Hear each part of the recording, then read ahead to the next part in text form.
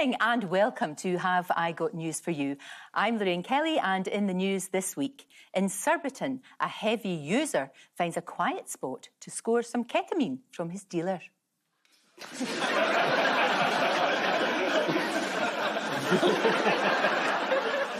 On I'm a Celebrity, there's evidence that Colleen Rooney is struggling with the bean-heavy diet.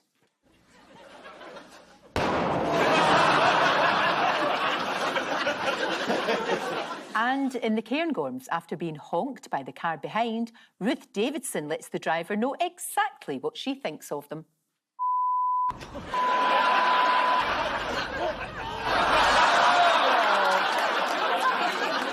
On Ian's team tonight is a journalist who used to host a podcast called How to Win an Election.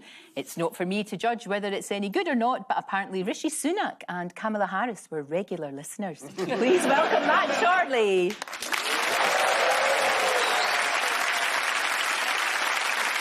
On Paul's team tonight is a comedian who did her first ever gig at the Ilkley Literature Festival, which is the second funniest thing to happen in publishing after the sales figures for Boris Johnson's book. Please welcome Maisie Adam.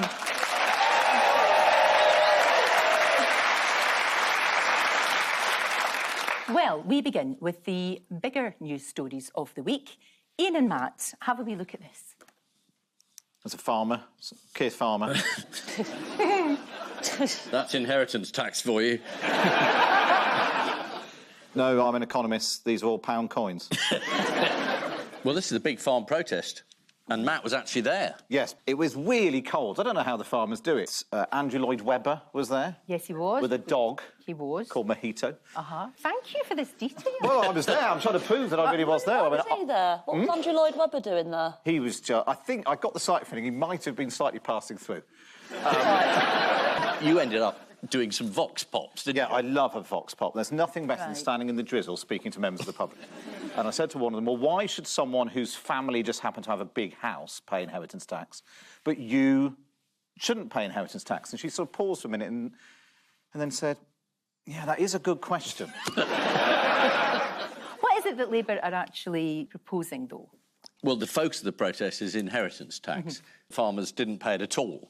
And now they're going to pay half of what everyone else pays. And the limits they've set on them are really pretty high. So it's meant to stop wealthy landowners buying lots of land in order to avoid taxes. And say people like, now, who comes to mind? Jeremy Clarkson, who originally bought his farm in order to avoid paying any tax on it, has now become the champion of the small farmer who's probably not going to get hit by this and is going to end up worse off for lots of other reasons. It's a bit like if there was a big shepherdesses protest and Marie Antoinette turned up. What sort of drugs are you on? And share them out. Exactly. Mostly ketamine, but... Do you want to see Jeremy Clarkson talking No, thank you. to the... Well, you're gonna. Oh, Whether OK. you like it or not, You made we it have sound to like an see. option. It's not an option. OK. Here is Jeremy Clarkson talking to the BBC. Now, don't be distracted by the wee fella in the background. So why are you here, Mr. Clarkson? Well, because I'm here to support farmers. Right. Are you angry? It's difficult to be angry on somebody else's behalf. That's like being... Yes, no, I'm not angry on someone else's behalf. Right. So it's not about you. It's not about your farm and the fact that you bought a farm to avoid inheritance tax. Classic BBC there. Classic. Oh, yeah. It's not the fact that I bought a farm to avoid inheritance tax. The fact. You told the Sunday Times in 2021 that's why you bought it. Oh, I love it. Is that Victoria Derbyshire? Yeah, Victoria Derbyshire. Victoria Derbyshire, she keeps receipts. You cannot fool her. She does. I mean, it's not as though he's got, you know, any history with the Beeb. I mean, she's quite lucky he didn't punch her in the face for turning up with cold food. Your face there, Matt, is sort of encapsulating the mood of everybody. I was just wondering when it was all going to be over. Although it does look like you've attached an umbrella to the top of your head. What could they do next, do you think? Oh, they're going to go on strike and stop milking, and so all... All of the cows explode. You're sounding like a pathetic liberal townie. I am not. I am not. I come from good farming stock. Do you? Yes, I know I've got lots of farmers in my family. I know my way around all of the animals. Paul? Yeah, oh yes, hello, I'm still here, yeah. What country do you think does those sort of protests? What country do you think does them best? Scotland. No. We don't protest. Don't you? It's the Belgians. The Belgians. See, everybody always forgets about the Belgians. They always just ignore them. Have a wee look. There you are. That's how they do it in Belgium. I could do that. Look at the power. I know. That cow was busting. Wasn't it? It's like a jet wash. Yeah. But despite all the anger and despite all of that, it was a peaceful protest. Although, if you were watching Sky News, it did threaten to spread into a wider conflict. Ah. You're watching Sky News Today. Still to come, farmers preparing to protest in Westminster as inheritance tax ban approach. We'll be speaking to cereal farmers. Now, how long that milk has been pent up in that cow? Yeah, there's no inheritance tax on intercontinental ballistic missiles. Yeah. There were a couple of other tense moments at the protest. Do you know what they were? A tractor drove over a traffic cone. You're so clever at I was there! Here's another ugly scene. Oh, I'm so sorry. I've never felt the need to say to a dog, blink twice if you need help. I want to tell that dog to go to the bar and ask for Angela. Who else showed up then if you were there? Ed Davey, Kemi Badenoch, Nigel Farage. Most of the shadow cabinet, actually, who suddenly all seem to think that protesting is actually a really good idea. Now they're not in government. Here they are. Oh, I know. Look at Priti Patel. She's showing her enthusiasm for farming by wearing something that she slaughtered that With her bare hands, probably. very morning. Bare hands, I know. They should have probably written something on that banner. No, that is literally their ideas about farming. Here's Robert Jenrick at the protests. Ah. Now, they should have written something there. We've covered it up, though. We have covered it up. What do you think that sign says? I'm standing next to the runner-up of the Boris Johnson look-alike contest. Oh, might be one of Boris's children. I don't know. Do you want to see what's on it? Yes, please. Yes, OK, please. then. Starmer, the farmer, harmer. You see what they did there? Oh, clever. Do you think that Yvette Cooper agrees with Keir Starmer? I'm gonna say yes. I'm going to say no. Right. Because I think you've got evidence of... showing us evidence of her agreeing with him wouldn't be a very good clip. So evidence of her disagreeing or pretending to agree but really disagreeing would be much more interesting. Right. So let's run the clip. Exactly. I'm going to call your bluff. Here we go. It's not working.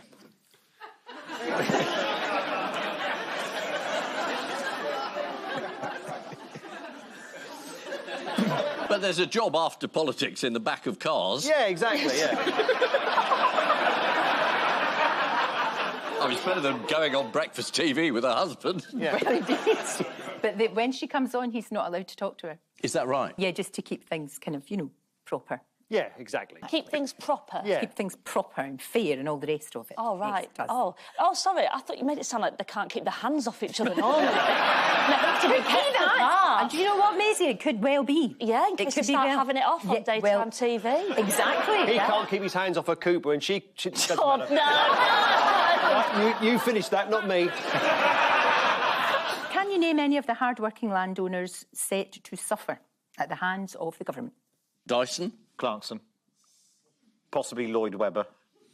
Tom Peck in the Times revealed Nigel Farage. Nigel Farage has land worth $3 million. Here he is at the protests. Oh, my God. I've never wanted a busting cow to hand. Straight in there. What does he grow on his farm, Farage? Fags? I don't know. I think he's got a vast tobacco crop. I can imagine what he puts on his crops. There's plenty of that. Save himself a fortune.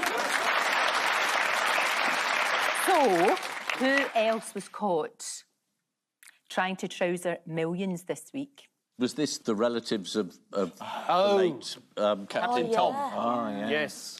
Yeah. Turns out he wasn't walking around the garden. He was just trying to escape.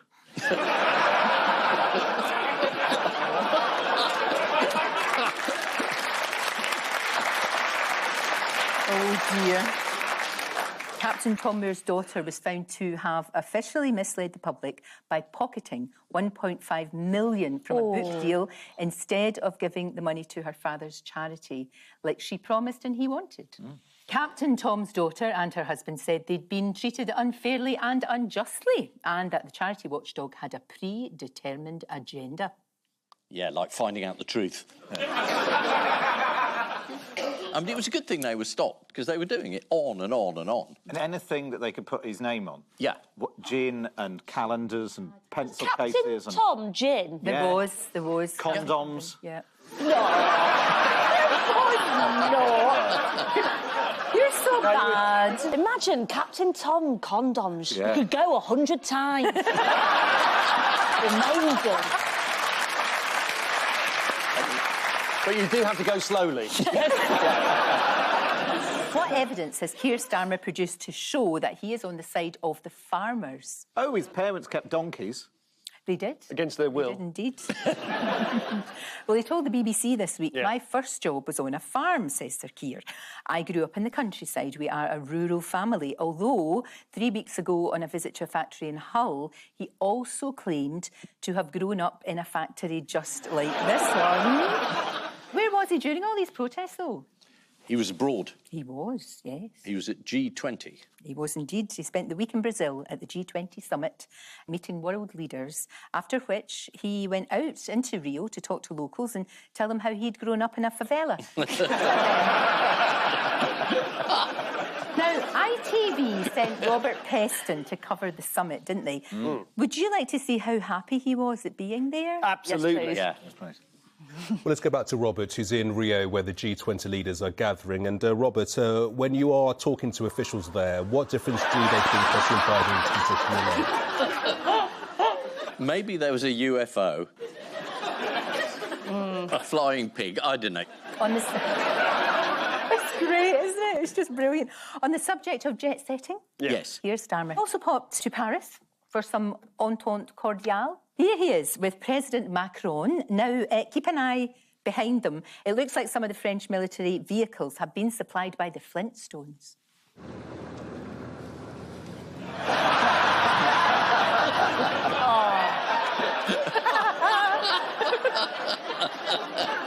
Well, this is the farmers' protest at Labour's new rules on inheritance tax. In other news, Rachel Reeves has been accused of lying on her CV, but we've all done that, haven't we, for work purposes? For years, I've claimed to be friends with Richard Madeley. Paul and Maisie, have a wee look at this. Yes. OK, there's Donald Trump. That's Elon Musk. He's the president. He's the president, yeah. And that's Matt Gaetz, who was going to be Attorney General, but now can't be Attorney General because there's been some new revelations about his terrible life. There's a man who's worried about being extradited. Matt Gaetz has proved just too controversial, even for Trump. He was going to be head of the Justice Department, but he was being investigated for sexual misconduct by the House Ethics Committee until the investigation was closed when he resigned from Congress to become Attorney General. He needs to be investigated for them eyebrows alone. Well, yeah, and you know what? Looking at that, does he remind you of Robbie Rotten? You know Robbie Rotten from Lazy Town? Yes. Oh, yeah. What do you think? It's a dead ringer. It's uncanny. Elon Musk has been put in charge of cost cutting. He's going to cut a third of the entire US budget. He's now calling himself First Buddy. Yes. Ooh. That's going to break apart that relationship soon. It's a bromance waiting to dissolve. Who's doing their damnedest to bring Musk's Twitter X, whatever it's called, to bring that empire crashing down? Musk is. Very true. He's been working really hard at it, and it's good. It's working. It's working. It's working. Yeah, lots of people are leaving. You were saying you only spend a few hours a day now on Twitter. I mean, I've given up the stuff late at night where I get into fights with people, because I've had a few. Fascist. So it's you! Let me show you this person. Oh, God. Oh, that's the Fox News guy, isn't it? He is the new Defence Secretary, Pete Hegseth, his Hegseth, name yeah. is. What's weird about this guy? He doesn't believe in germs. They don't exist. You can't see them, therefore they don't exist. Yeah, he said he doesn't think germs are a real thing. Now, he does have a military record, so you would think he'd have a good aim with a weapon, right? We'll have a look at him throwing an axe. Yes. Who's going to win this battle of the lumberjacks?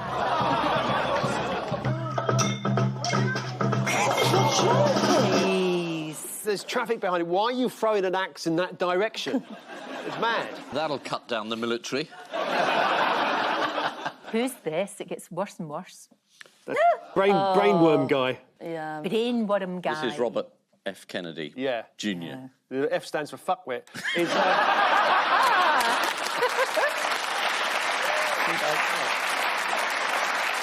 Yes, indeed, it is Robert Kennedy Jr. So, obviously, he's in charge of... Health. Health and Human Services, of course he Yes. is. What problem has President Biden left in President-elect Trump's lap? Ukraine. Leading to...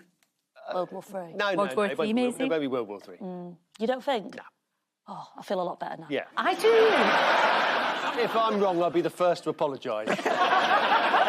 This cavalcade of bozos is going to be, in charge in the world's most powerful country at the beginning of January. It can't help but fall apart in an air of absolute chaos. That is the most brilliant analysis, and the collective noun for bozos is a cavalcade. Yes. Cavalcade of bozos. Yeah. Love it. Wonderful.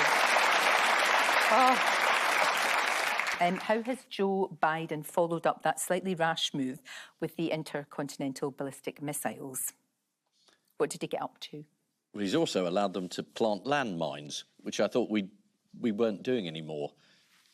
Anyway, I thought I'd add that for comic purposes. Well, he sort of wandered off into the Amazonian jungle.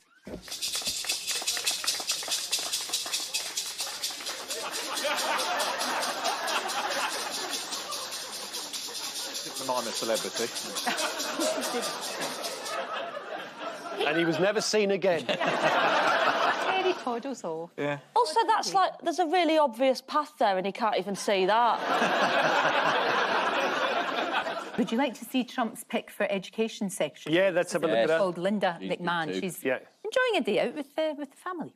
Mom, Come on. just remember, like you told me when I was a little girl, this is gonna hurt me a lot worse than it hurts you. Get her!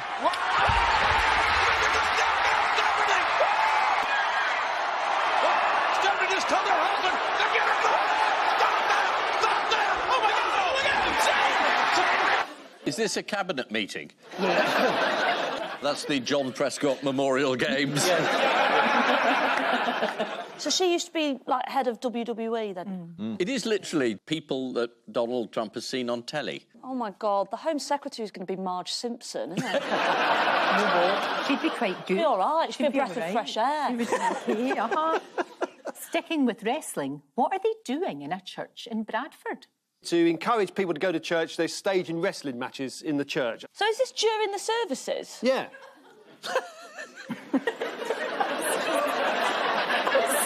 As it says in the Bible, the best of 3 falls and 1 submission. So it's wrestling matches in church. It's good, but I think it would be better if it was actually, like, the clergy doing it. Yeah. You know what I mean? The Archbishop of Canterbury should be in there, shouldn't he? Yeah, he should. Unfortunately, there's been a fairly major inquiry into that. You kind of ran into him recently, did you not, Ian? Yeah, I did. You did? How was that encounter? He appeared at a public event the day after he resigned in disgrace and thought no one would say anything. And he came over and said hello, so I said something. Did you? You've got balls, you really have. Well, that's very kind. Was your proof? Now this. Proof.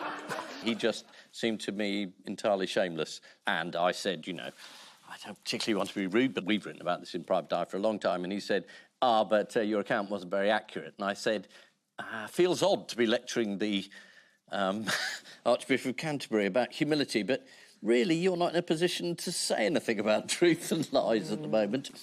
And then he looked a bit shocked. You know, years ago on this programme, I used to accuse Ian of being a bit snobbish. But now I withdraw that when I realise he meets the Archbishop of Canterbury at a drinks do at the British Museum. Do you think so, Paul? Do you think you'll be missed at all? We'll always hit somebody else. Oh, the Archbishop of Canterbury, sorry. Sorry.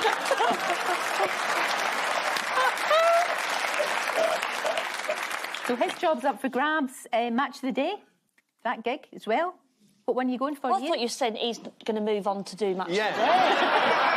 And Gary Lineker's will become Archbishop of Canterbury. I'd like to see you doing match of the day, Ian. I think that would be good. Yeah. What are you talking about? It'd be terrible. No, he wouldn't. Yes, he would. No, he wouldn't. He doesn't care about football. I know, but that would make it funny. I think it'd be lovely. Oh, yeah, you know, tune in for Match of the Day and find an hour of somebody doing brass rubbings in a church. This is the news that Donald Trump has selected his new cabinet. According to the Mail Online, Health Secretary appointee Robert F. Kennedy is against the additives used in many McDonald's items, including the sausage McGriddle. Coincidentally, that's also the name of Donald Trump's favourite Scottish porn star. So,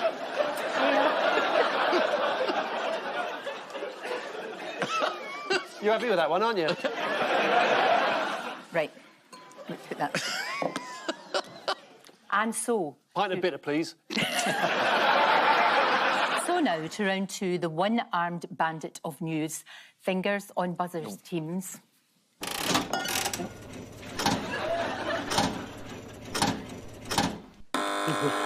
Paul. I'm vaguely aware that the Americans have trained rats to drive cars. Why? Well, there's nothing better to do. Well, it is the news, absolutely, that rats can drive. Yes. And what's more, rats enjoy driving. Do they? So how did scientists find this out, that rats are petrol heads, basically? A questionnaire? Has someone put something in my drink? What? Yeah. OK, so they've put a rat in a car. Yes. And they've sort of seen the rat go, hey! Why are we seeing if rats like driving? Well... Why is that on the to-do list? Well... You lot just seem like you're really fine with this. Absolutely. Researchers at the University of Richmond in Virginia... found that rats could be trained to drive a car in return for a reward. Yeah. The scientists first observed this during the pandemic. So, in the pandemic, when we were all clueless as to how we were going to find a solution, and you're telling me some scientists went, do you know what I'm going to find out today? Does a rat enjoy driving? I reckon we'll put the vaccine off till tomorrow. Would you like to see a rat driving? Well, yes, clearly. Yeah, obviously. Just to prove to Maze that it exists. OK, here's one. There we are.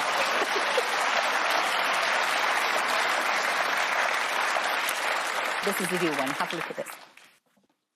Oh, so cute. You've been generous with the term car. Yeah. There's remote control going on here. No, I think the rat is just trying to get the treat but can't because someone's put it in a car. I don't think the rat is going, watch this, I can do a three-point turn. We deserve to get overtaken by robots and AI. Well, we're going to get overtaken by a rat. It could be a Top Gear for rats. Yeah. I think they did that. How do you think the rats feel, you know, when they're driving around, the wind and their fur? I think they're enjoying the freedom of the road, you know, the independence. Apparently they love it. Yes. So much so that when she was conducting the experiment, Professor Kelly, no relation, noticed the rats were jumping into the car and revving the engine before their vehicle hit the road. What's the end goal with getting rats to drive? What are we hoping to one day Planes. have? Planes. Yeah. I don't want to be on a plane and a rat come on the tannoy going. Yeah. We're just going at 30,000. Yeah, but yeah, they'd probably say that rather than speak English. it's perfectly safe as long as they know there's a Fruit Loop waiting for them in Rio de Janeiro. Now, all this isn't really news. For those of us of a certain age, we will remember the kids' show Tales of the River. Tales of the Riverbank, yeah, Hammy Hamster. I know. Roderick Rat. Oh, I know. They've been getting rats and hamsters to drive cars and boats and fly planes for years.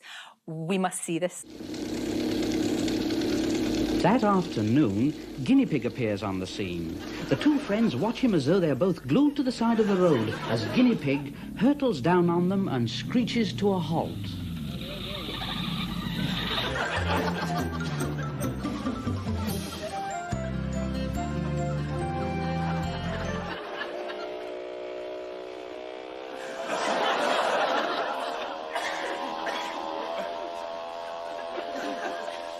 This was our version of Panorama. I'm worried about that wee mouse or whatever it was in that plane. Yeah, and I'm worried about Captain Toady. I hope his family, you know, didn't just keep the royalties. Yeah. That was one of the strangest things I've ever seen. That would just be on the telly and you'd all be all right with that? Yeah. Yeah. Well, I think she would. Remember Andy Pandy and Louie Lou and Teddy Yes, and they were all in the hamper? Yeah. That was You've no idea what we're talking about. I've never done drugs, but I imagine it's something like this. Flower pot men. Yeah, we didn't have drugs. You can't just turn to me and go, flower pot man. Flower pot men. Muffin the Mule. I must point out that was its name rather than a practice. This is the news that scientists have discovered that rats can not only drive, but actually enjoy the experience. Hollywood producers are now working on a screenplay for a brand new franchise, The Fast and the Furriest. Oh, good stuff. Oh, don't. Do you get the feeling that whole item was produced just for that one joke? It was. With an estimated 18 million rats in London, remember, you are never more than 6 feet away from a twat on an e-scooter. Fingers on buzzers, teams.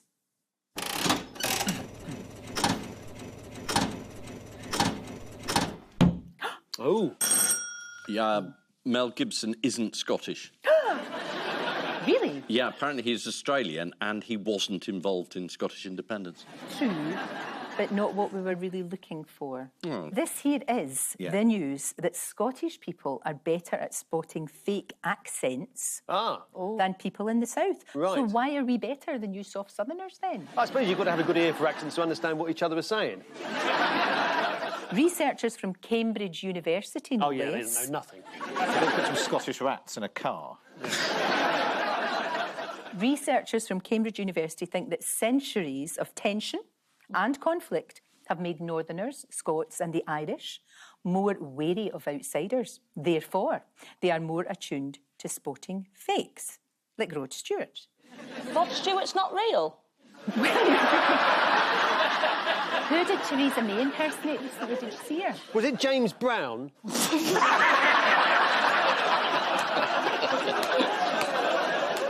I'm sure I've seen the footage. I feel like a sex machine. It was, wasn't it? Theresa May attempted a Scottish accent in her opening speech in the House of Lords, because she's in there now, and she was telling a wee story about her mentor, Baroness Goldie. My supporters indicated how generous it was of her to give me a gift. And she said, "It's the companion on standing orders."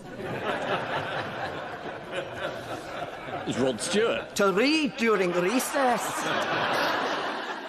She's not the only former Prime Minister who likes to put on an accent. Yes.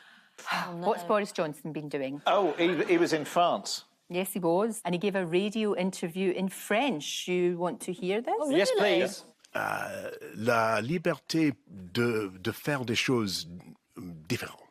Et en particulier, vous voyez, on oublie tout ça maintenant, parce que c'est il y a 2 ou 3 années.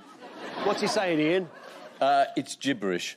Yeah. We have actually got the official translation. Would you like to see this? Yes, please. OK. They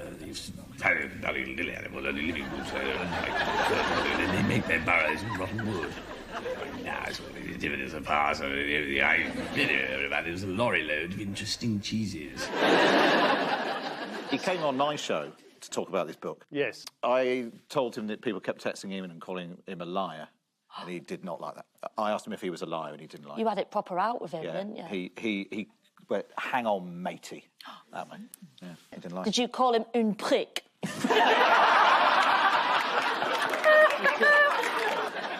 In other news, how has Richard III been communicating from beyond the grave? This feels like one for you, Ian. He's on Twitter. No, he's on Good Morning Britain, isn't he? Well, there's a lady called Yvonne Morley-Chisholm. She's Yes. a vocal coach at the Royal Shakespeare Company. Yep. She has spent 10 years of her life perfecting an avatar of Richard III. Oh, right, good. Yes, which has revealed his voice. Yes, of course it would do, wouldn't it? Yeah. It would. Why am I in this car for? According to BBC News, Yeah. the team studied his skull to decipher how his facial muscles would have looked. Yes. And despite the fact he was born in Northamptonshire, declared that his accent was decidedly Yorkshire. Oh, no way. Does he sound like me? Well, do you want to hear? Yes. OK, let's hear. The sun sheens with no less licht and splendour, nor does it suffer any diminution of its strength. Rather, it is pleased to be seen, to sheen as a king in the midst of his nobles. I think he went everywhere but Yorkshire. He started off Irish, and by the end, he was Billy Elliot. Of course, if you want to hear a really typical Yorkshire phrase, it would be, there's too many of them in our cricket team. Fucking hell, Lorraine.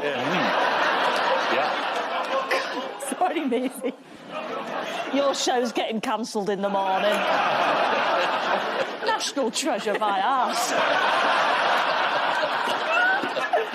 That's a proud boast. Yeah. A proud boast. Time now for the odd one out round. Just one between you this week. They are Kemi Badenoch, Swedish Minister Paulina Brandberg, Edward VII, and the French. Edward VII. Which one's he? You know you. Edward VII, he's the bottom left. He's the one in... Well, the only thing I know about him is that he had quite a big stomach and he couldn't do up the bottom button of his waistcoat. So then it became sort of like in polite society, you know, when people would meet the Archbishop of Canterbury in the British Museum, they would walk around, and they'd just they'd leave their button undone. He was a trendsetter. He was a trendsetter. Yeah. I know one thing. Yeah. You know more than one thing. You know your name and where you live. That's two things. She was in the newspaper because she hates bananas. Oh, yes. Yes. Is that the Swedish politician hating bananas? Yes, Right. yes. But the bananas are key. Ah. The bananas are key. Bananas. Bananas. Was he the first royal to eat a banana? No, I'm misleading you with the bananas, Yeah. to be fair. So when you said the bananas are key, what you meant was it's nothing to do with bananas. No, bananas are there. Right. Bananas are there. Fears and phobias. Yeah. She's the odd one out. They've all got an unusual food obsession, except for the Swedish minister, Paulina Brandberg, who has indeed got an unusual food phobia. And leaked emails to her staff revealed that she asked them to banana-proof rooms before she entered them. What? Yes. What's the technical term for fear of bananas? Bananaphobia. It is bananaphobia. Oh, no. Well, I thought Ian would, go to the Latin for banana and No. do What's the Latin that. for Oh, he only knows one thing. Yeah. The only time you ever use Latin for banana is when you're in the British Museum talking to the Archbishop of Canterbury.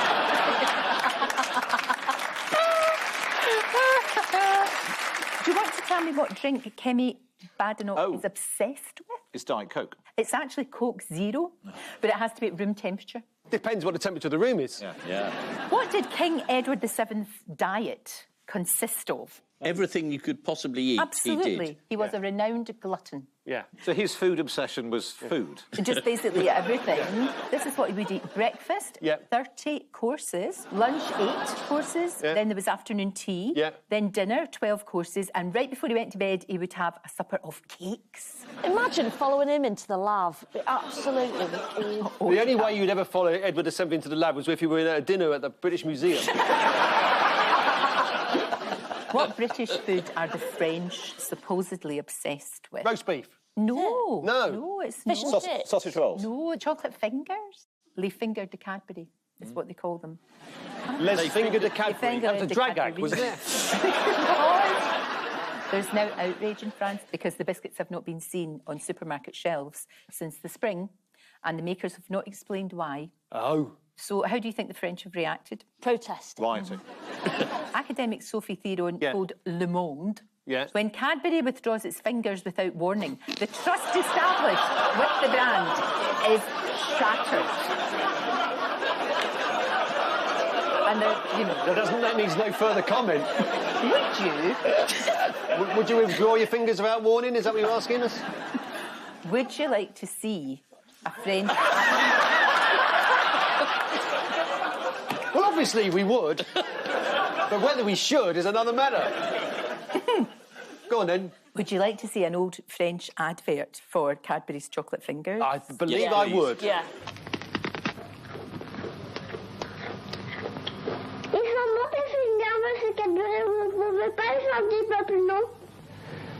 Finger de Cadbury, c'est bon. Un petit peu plus long. And well delivered there by a young Boris Johnson. Ah. Finally, yes. How did one man in America lose some money over a sausage this week? It was in a game show. A game show? Oh, what's my sausage? Oh. Yeah, it was on Wheel of Fortune. It was, Matt Chardley. A bit daft, OK. I'd like to solve the puzzle. OK, well, let's hear it. Treat yourself a round of sausage. I'm sorry, that's not... Give yourself a round of applause. Yeah, that's it. Oh. Treat yourself to a round of sausage. Yeah. That's also the slogan of the Captain Tom condoms, isn't it?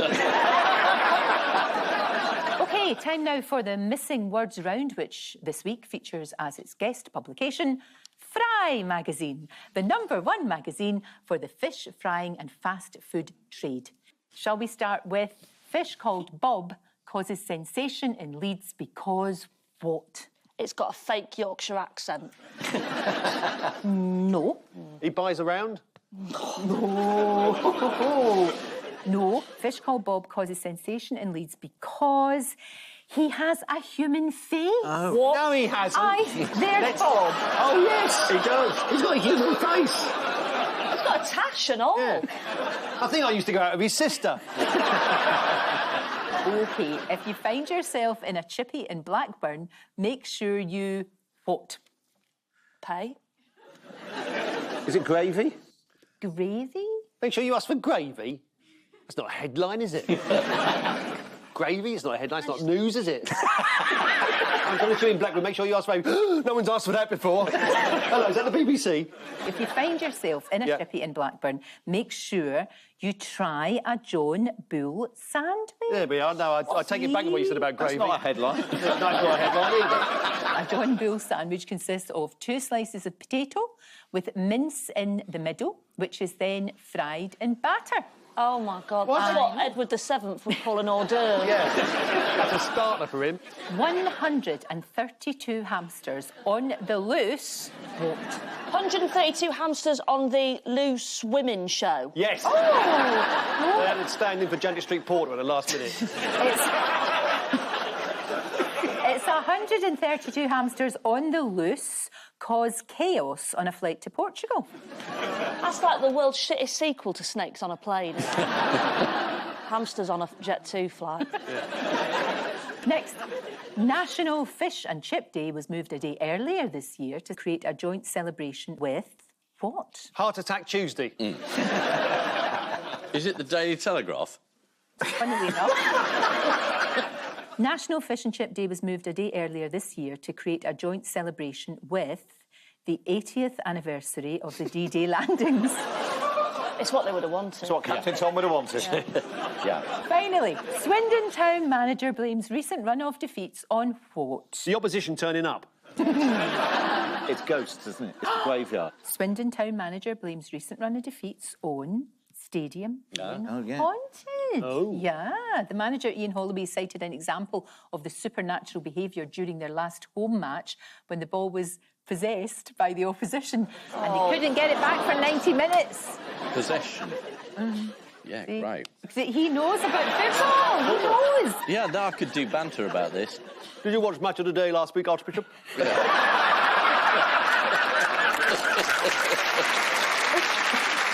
The final scores 5 are... each. Ian and Matt, I've got 5. Yeah, what have you got? And Paul and Maisie have got 5. Good draw. Right. Before we go, there's just time for the caption competition. The monkey saying, hello, is that the manager of Whipsnade Zoo? Guess who's in your office? Or alternatively, you don't understand, Maureen, it's over. Hello, Rats Taxis. What's the pickup address, please? On which note, we say thank you to our panellists, Ian Hislop and Matt Chorley, Paul Merton and Maisie Adam. And I'll leave you with news that, at a party in London, one man reacts after the guest of honour tells his father's favourite joke.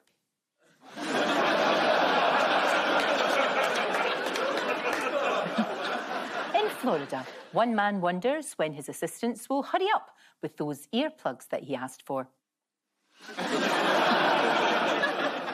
And in London, the media are introduced to the new editorial policy unit at GB News.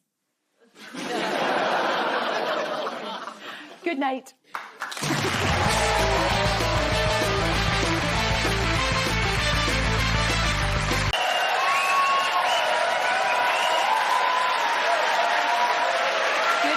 And welcome to Have I Got News For You? I'm Victoria Coren Mitchell. In the news this week, Lib Dem leader Ed Davey leads a symposium into the party's policy on assisted dying.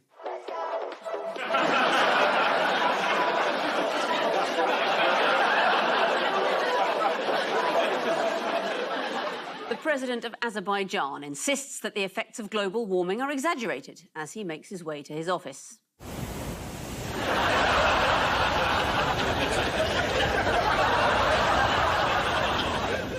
And with only a few weeks to go before Christmas, the question is, will Amazon warehouse staff process the order for little Timmy's teddy bear in time? Ogen up! Ogen up!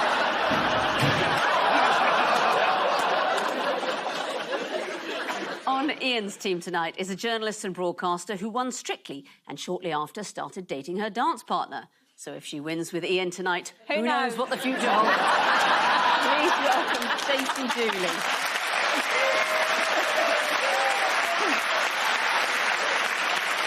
On Paul's team is a writer and comedian who voices Mr. Elephant the dentist on Peppa Pig. In fact, watching him is the closest many children will ever come to seeing a dentist. Please welcome Andy Hamilton. We begin with the bigger news stories of the week. Ian and Stacey, have a look at this. OK. Oh, where am I going? Is it Britain? That'll be fun. Rachel. Rachel. Interesting hat. What are they looking at? There's not much going on. That's British here. workforce. That's it. Literally no one there. Britain isn't working. Isn't that the sort of general idea that he's putting across? Since 2019, the number of people who don't work in Britain has massively increased. And that was the year Boris Johnson was elected. And I think there's a lot of sickness. I felt ill for years. How many people off work due to sickness, do you think, in Britain? 2.3 million. Oh. 2.3 million. How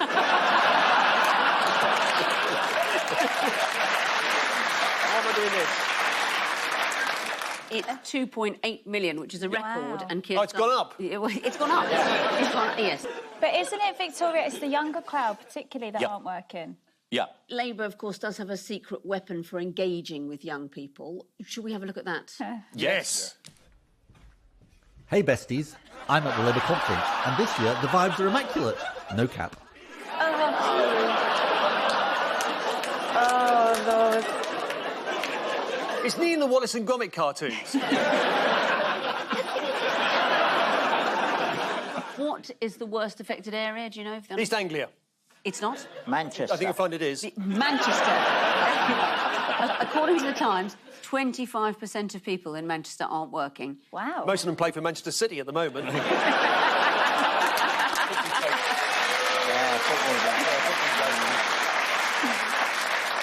That's a brilliant joke. It's about football. Yeah. They're going to spend £45 million on a new youth guarantee. What's that? What are they going to offer young people? Oh, apprenticeships. With? Premier League. Yes. Is it the Royal Theatre? The Royal Shakespeare Company. Look at me. I'm a high knowledge. But 2.8 million people unemployed. How many can feasibly work at the Royal Shakespeare Company? Well, there are a lot of extras in some of those Shakespeare plays. Yeah. If you did proper Coriolanus, the battle at the beginning. Yeah, exactly, Macbeth, the whole of Birnam Wood, you could... Yeah. I think the other one was Channel 4, but I heard that Channel 4 aren't making anything, so I don't quite know how that's going to work. Maybe that's just what they told you. Actually, no, I'm just... You might be right. Those words came into my head and I don't mean it, and I feel it. Did you see the shadow Work and Pensions Secretary, Helen Whately, doing a little routine about Liz Kendall? No. Her opposite number. No, I didn't. She's kicked the can so far down the road that her new partner, the Premier League, is sure to be on the phone by the end of the day. Was that the assisted dying debate, maybe? Maybe that was what it was. She was just providing an illustration of what it feels like. And she laughs before she gets to the end as well. Yeah.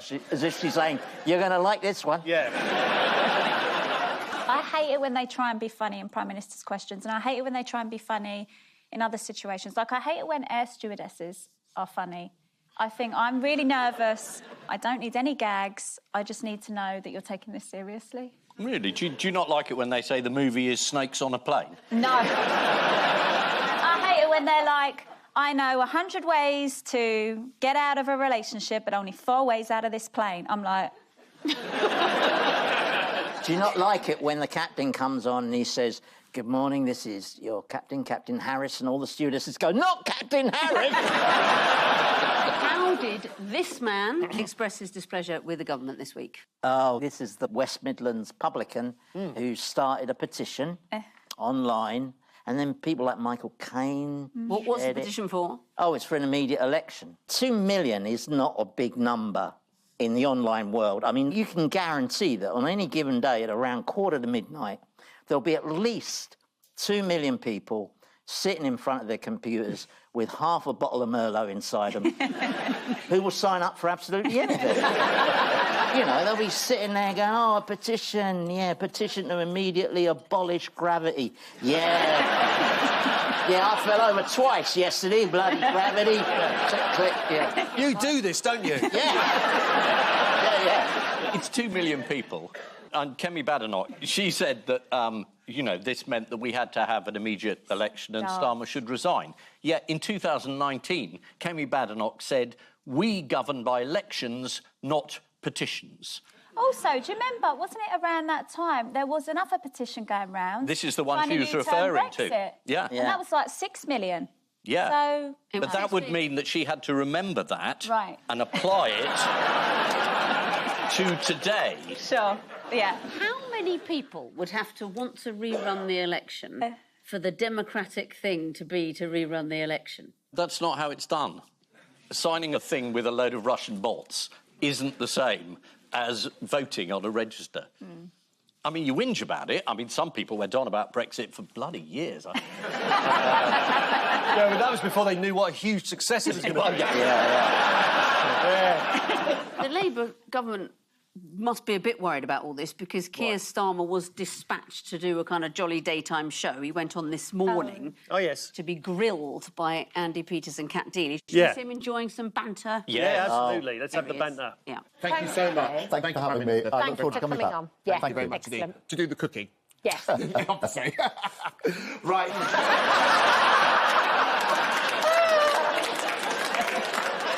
Doesn't Andy Peters do the competitions? Yeah. You're a big daytime viewer, aren't you, if you know that? I watch nothing else. Seriously, the political stuff you pick up is incredible. He's glued to Lorraine. That's just a bit of gossip. That's a bit of gossip. He never sees the programme. I'm feeling less special now, Victoria. He acquired a new rhyming nickname this week, Keir Starmer. He's been two-tier Keir and free-gear Keir. Now he's off to Saudi Arabia, and they're calling him... He travels a lot. He's... With respect, I know you host a quiz where you have highly intelligent on the panel. It's me and Paul now. Yeah. Okay. You're dealing with a bunch of thickos over here, mate. So we don't want any of this cryptic nonsense. Yeah. Give us the question and preferably the answer. Yeah. In a form that we can understand. His new nickname is Never Here, Keir. Oh, that's it. Here. You wouldn't have got that. No. What's he going to Saudi Arabia to do? It's suck up to the Saudis. He's there to ask them to invest more money in Britain. Do you think he'll be able to bring up the human rights record at the same time? I expected the first thing he'll say is, did you murder that journalist in a wheelie bin? Your Grace and eminently shakiness. Just as an icebreaker. Yeah. Do they get a lot of ice in Saudi Arabia? Finally, we've spoken about Labour and the Conservatives, but the Lib Dems. Yes. Shall we see how Ed Davey and the Lib Dems have been responding to the week? Get on your feet and crank the volume. It's all about the family and it's all about the boom.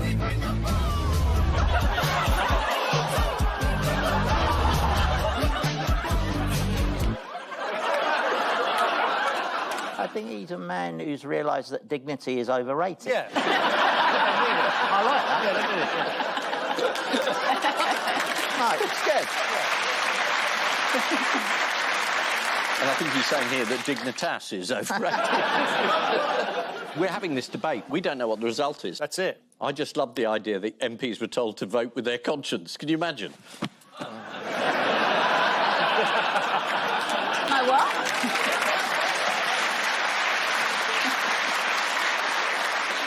Which way do you hope it'll go? You haven't got time. Was that what you were hoping for? You haven't got time. Don't worry, we'll be coming to that later in the syringe of news. But for now... We've not got a syringe of news. Oh, I wouldn't put anything past the bozos who produce this programme. Yeah, and you won't put that in the edit either, will you? This is Labour's plan to get Britain working again. Many business leaders have been critical of Labour's budget, including the boss of McVitie's, whose products include Jacob's Crackers. Hang on, isn't that the title of that new Rees-Mogg reality show? Over 2.5 million people have signed an online petition calling for Keir Starmer to go. The problem with these petitions is that it's impossible to work out who's signing them from the email addresses. I mean, who the hell is Sue Gray 27? According to the Daily Mail, Michael Caine signed the petition. Well, I say signed. He just wrote, "My name is Michael Caine." Yes, I did an impression. It was great. No, it was good. It was You good. didn't do an impression. You said it in your own voice. Stick that pillow over your face.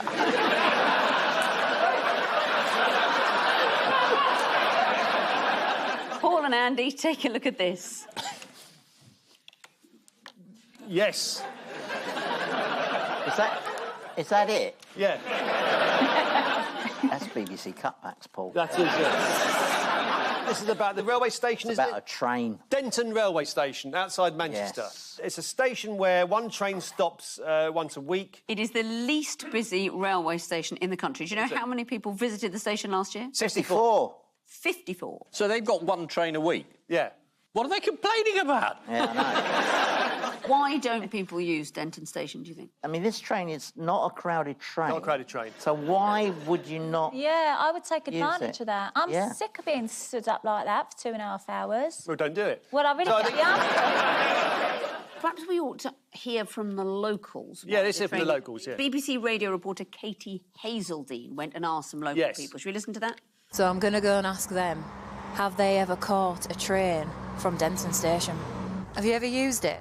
I haven't, no, because I live in Hyde. Right, okay. I've only been told it runs once a week, but I honestly don't know what time or what day. So what's the point in having that station there? I honestly don't know, unless I don't even know where the train runs to. Does it go to Manchester? I think it goes to Staley Bridge. Oh, right, that's probably why then. Do you know what is the technical term for a badly used, ill-attended rail service? Britain? Its actually official name is a parliamentary service. Really? Yes, and apparently the parliamentary service in Clacton is terrible. Well, there's one person on the gravy train. Yeah. Yeah. Thank you very much.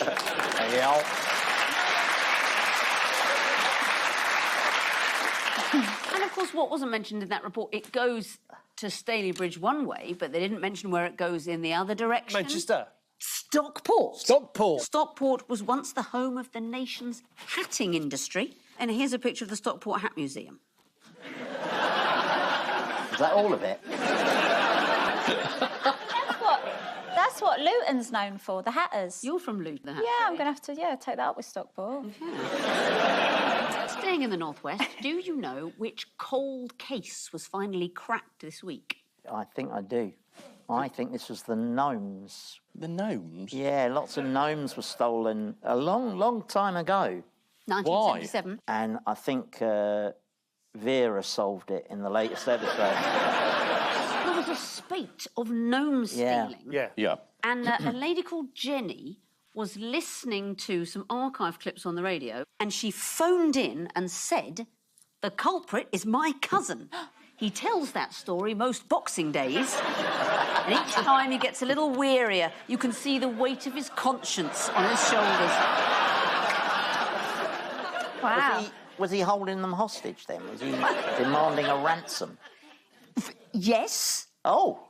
What happened next was that the perpetrator himself, his name was Arthur, he rang up and said, "It's been on my conscience over the years that I did this terrible thing. I would like to beg forgiveness from all the families that I've caused grief." What did he do with the gnomes? Yeah. Oh, that's shallow graves in the nearby woods. Let's have a look at some of the victims in 1977. It only became clear that this was a classic kidnap case when a crudely written note was found on the mat. Your gnome has 72 hours to live. Unless you wrap 25p and leave at the car park at Safeways near the bowling green, then go away and await further instructions. What's that? This is no hoax. Aye, aye. Spelling's good. Is this a family of only limited reading ability that they have? I've only been taught to read 3 lines. This is Britain's quietest railway station, which runs 1 train a week between Stockport and Stalybridge. Denton railway station still has all the normal automated passenger announcements telling you to report to the authorities if you see anything unusual. Like, say, a train. Train spotter Joel Harbron has visited the station twice as part of a £20,000 quest to visit all of the UK's national railway stations. He spent the first £10,000 on a single from London to Manchester. The train is staffed with both a driver and a guard and operates 1 day a week. Exactly the same working conditions Mick Lynch is demanding for all his other members. Yes, quite right. Yeah. A couple of commuters. And so to round 2, the jigsaw of news. Fingers on buzzers, team. Somebody went, ooh.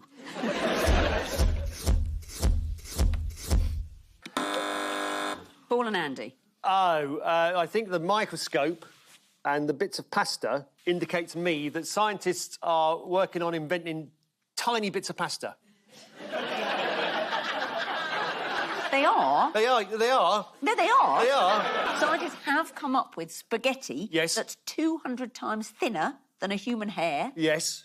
It's called nanopasta. Shall we have a look at the nanopasta? Well, how can we? No, that's a nan eating pasta, surely. We can see the actual nanopasta. Here it is. This is researchers at University College London. The idea is they can weave the pasta together to make breathable bandages and scaffolding for bone regeneration. But what is it made out of pasta? Yeah. The facts available to me are that the co-author of the study, Dr. Adam Clancy, said it's literally spaghetti, but much smaller. OK. Made with flour and water, using a method called electrospinning. You sure this is a true story? What's happening? Just they haven't just given you a card and so see if she reads this out. It is. I am starting to wonder.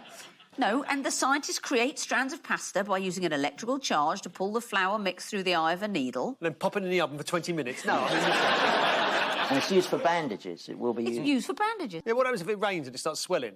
Come on with your face covered in cannelloni.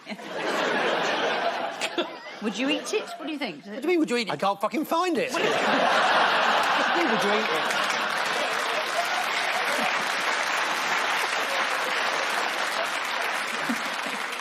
This is the development of the world's thinnest spaghetti. According to the researchers, their method of preparing nanopasta is environmentally friendly. So I guess it must be carbonara neutral. Oh, don't. You all got in for nothing. I really don't think. And they're getting their money's worth. Fingers on buzzers, team. Yes. Yes. Oh, God. We don't know. Next question. Skip it. Skip it. There we are. The sentencing Yeah. Keep going. in his hush money case against Stormy Daniels has been postponed indefinitely. Yeah. Despite him being found guilty, he's not going to be sentenced. No. 2 criminal cases relating to election interference and hoarding of classified documents have been dropped. Yeah. Why has prosecutor Jack Smith decided to do this? Because he won the election. The United States Constitution forbids the criminal prosecution of a sitting president. Well, then he should stand up. Couldn't he get in quick? Still got another month. Do you think that's why he ran for president again, because to avoid prison? It's a third world pattern. You're president, you lock up your opponents, you either run again or you don't have any more elections. Otherwise, you end up in jail. I mean, why do you think Netanyahu's still there? I mean, in theory... In theory, he could be impeached, couldn't he? But that's not going to happen. Well, he controls both houses. Exactly, yeah. The one where Melania lives and his. What is the latest merch that Trump is trying to flog? Something musical. Oh, the guitar, electric guitar, isn't it? Here he is with the guitar. $10,000. Yeah. Make America great again, it says on the fretboard. There you go, if you're not sure what to get your loved ones for Christmas. Yeah. Available. What is the latest worry for the special relationship? That he's president.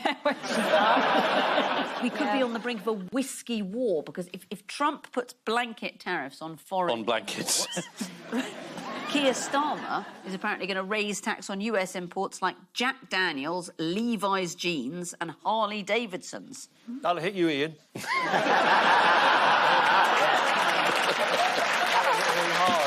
Yeah. Well, that's his weekend ruined.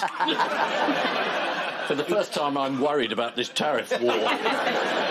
But he said during the election, tariffs is my favourite word. He said... He's not here, is he? He is, it's uncanny. He said, tariff is my favourite word out of all the beautiful 47 words in the English language. That's what he said. In more special relationship news, what links Donald Trump and Wayne Rooney? Colleen. Yes, what did she say? That's a good bit of gossip. Yeah. So Colleen's in the jungle and she was explaining to her fellow campmates that her and Wayne and the kids got invited to the White House and he was sort of, you know, trying to make a fuss of her or whatever, and then Colleen came back and told her mum and she went, dirty bastard. Are you voting for Colleen in the jungle to win? I haven't voted, but I would love to see her win, yeah. Who do you like on Strictly? Chris. It's got to be. Oh, I know, I'm dying for Chris to win. Would you do it, Paul? Would you do Strictly? I would love to see your Paso Doble. Should we get the recording over first? No, I've been asked a couple of times. Sure. Yeah. But I can't dance. That didn't stop Anne Widdecombe. There's not power on earth that can stop Anne Widdecombe. I remember watching that and I thought, why is that bloke using her as a mop? Dragging her around.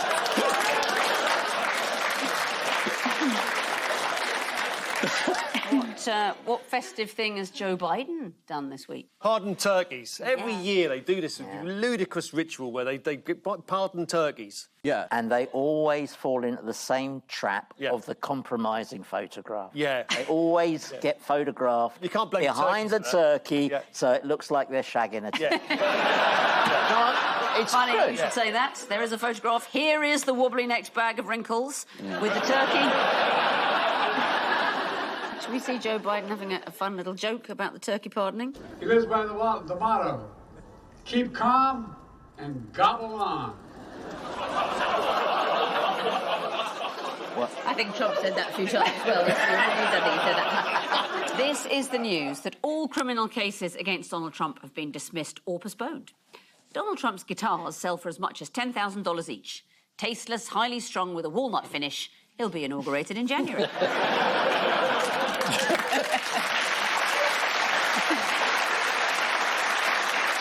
Fingers on Brothers teams. Oh, no, I don't know this one. This is the new advert for Jaguar cars, which doesn't feature the car at all, and it's a very strange advert. People say they've gone woke. Have they? Shall we have a look at the Let's advert? have a look.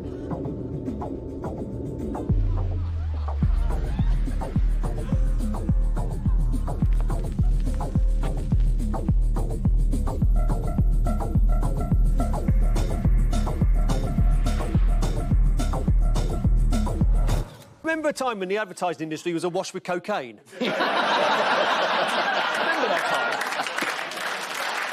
What do you think? Does it make you want to drive a Jaguar? You ready to live vivid? I just thought it looked like the Clangers. What did Nigel Farage have to say about the rebrand? I wish I hadn't gone for the audition. He got very angry about it. Did he? Because he's angry all the time. He was born angry. I should imagine, as a baby, his first words were betrayal. He's angry about everything. Send me back where I came from. Farage claimed... Yeah, Farage claimed, yeah. Farage claimed, I now predict Jaguar will go bust. And do you know what? They deserve to. Oh, backing British business. There is one change they've made. Do you know what they've done? Yeah, they put the seats on the roof. Well, no, they've got rid of something. Oh, the Jaguar at the front. Yeah, the Growler. All right. So that is what it's called. That's, Yeah. it's Don't throw your dirty mind onto me. I have been asked to ask you the question. Would you like to see the old Growler for one last hurrah? My worry is they'll then use that as the trailer. Yeah. Would you like to see the old Growler? I think you better say yes, yeah. Okay, there's no easy way out of this. Yes, please. Here she is. Yeah. And by contrast, here's their new logo. No, that's nonsense. It is worse, isn't That's it? the... Yeah, I'm not Isn't into that that the one. MasterChef logo? That's a good brand to be connected to at the moment, isn't it? The original logo was worse until 1945. Yes. Yeah. Jaguar was known as the Swallow Sidecar Company. But during the Second World War, they realised that this wasn't ideal branding. SS.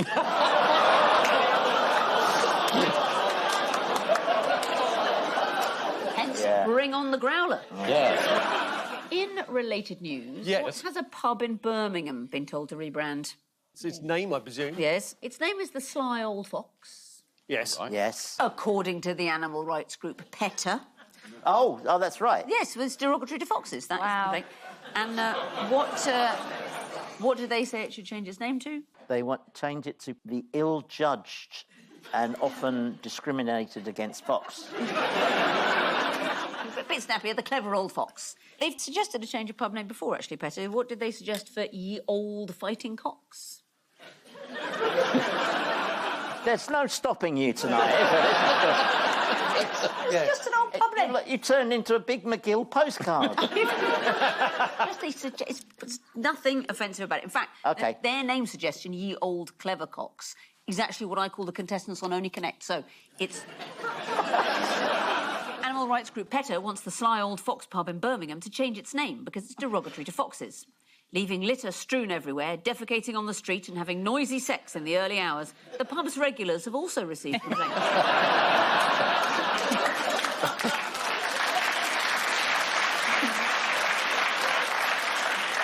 Time now for the odd one out round. Ian and Stacey, your four are a man in a bear costume, American tourists in London, Rachel Reeves and a granny called Daisy. I do know the granny. She's an AI granny, so I think the idea is that she's been designed to annoy the scammers, and she keeps them on the phone for ages and ages. That is an AI granny. Yeah. OK. And all the others aren't grannies. You can see he's played this game before. Well, I thought I was in safe hands with you, Ian. You've been doing this years. All right, don't rub it in. The bear's not a real bear, she's not a real granny, she's not a real chancellor, and the American tourists are real. Is broadly the right answer. Oh, no. See? What? It's to do with false representation or false information. Right. So this is an AI granny, and the idea is to stop cold callers by holding them on the phone for ages. Should we have a look at Daisy in action? Yeah. So, W is then a dot. 3 times W and then dot. I think your profession is bothering people, right? I'm just trying to have a little chat. It's nearly been an hour! For the love of... Gosh, how time flies. It's showing me a picture of my cat, Fluffy. It's showing you the picture of your cat, Fluffy. Stop calling me dear, you stupid... Stop it, dear.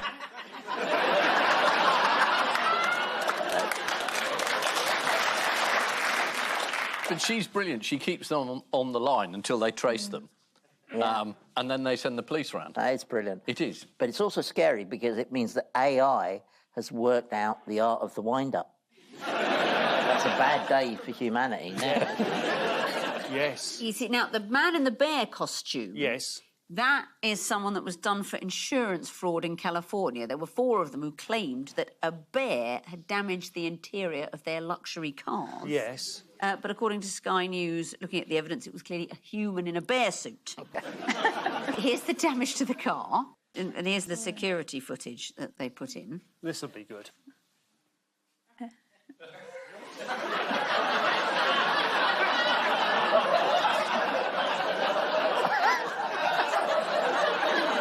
Well, just the way he's getting into the car. It's very human. Then they actually they found this in one of their homes. And what's Rachel Reeves been accused of falsifying? Her CV. What were the details of that? She claimed to have been an economist at a period where she wasn't. Then she changed it and she was an economist at a bit later. She said she was an economist at the Halifax Bank of Scotland, and then a colleague at the time said really her role was customer retention. Well, lock the doors so they can't get out. She did get caught before. It turned out that her book had also lifted a passage from Wikipedia. So I think she's a bit casual on detail, which isn't a problem with the Chancellor. A source at the Bank of England Yes. said she was fine. She wasn't a high flyer, but she was an economist. Yeah. And I think Rachel Reeves herself confirms that in this bit of footage. Well, I'm really proud to have worked as an economist at the Bank of England before I became a Member of Parliament. Well, I'm an economist. I studied economics. I got a Master's in economics from the London School of Economics, and I worked as an economist at the Bank of England. Well, I worked as an economist. That is my profession. I am an economist. Sorry, what is she? I don't know. So the granny and Rachel Reeves and the bear man all falsified information, you see, and the American tourists have been given false information. Do you know what that is? They were told they'd have a lovely time. At Angus Steakhouse. Do you not see the story? It was that Londoners apparently getting cross that you can't get a table at the good restaurants. So they've been putting false reviews of Angus Steakhouse on the internet to trick Americans into going there. Yes, apparently Londoners have been posting fake 5-star reviews of Angus Steakhouse on Google to encourage Americans to visit them. That makes me so proud to be alive. I can't tell you. Genius. What have the reviews contained, do you think? Sophisticated ambiance. Yes. One person said, I've been a vegetarian for 15 years, but I just can't resist an Angus Steakhouse sandwich. I hope the tourists don't find out about it. Brilliant. They have all falsified information apart from American tourists in London who have been given false information. Talking about their experience at Angus Steakhouse, 2 tourists told The Times, it's not that great, but you get a table, you get served. Yes, that's where the problems begin. If you pay me enough, American tourists, I'll take you to the pub where Shakespeare wrote Oliver Twist. Meanwhile, in California, a man dressed as a bear tried to commit insurance fraud. When the police turned up, the fraudster was so nervous he went for a shit in the woods. Paul and Andy, your 4 are Winnie the Pooh. Yes. Astronauts on the International Space Station, Keir Starmer, and a cat called John. Well, this is about getting things stuck, isn't it? The space shuttle people are stuck in the space shuttle. Winnie the Pooh got his hand stuck in a honey jar. He got stuck in a hole trying to get out. Couldn't get out. Oh, that's right. So John the cat. Now, you would think that the cat was get stuck somewhere, but then maybe the cat was able to extricate itself.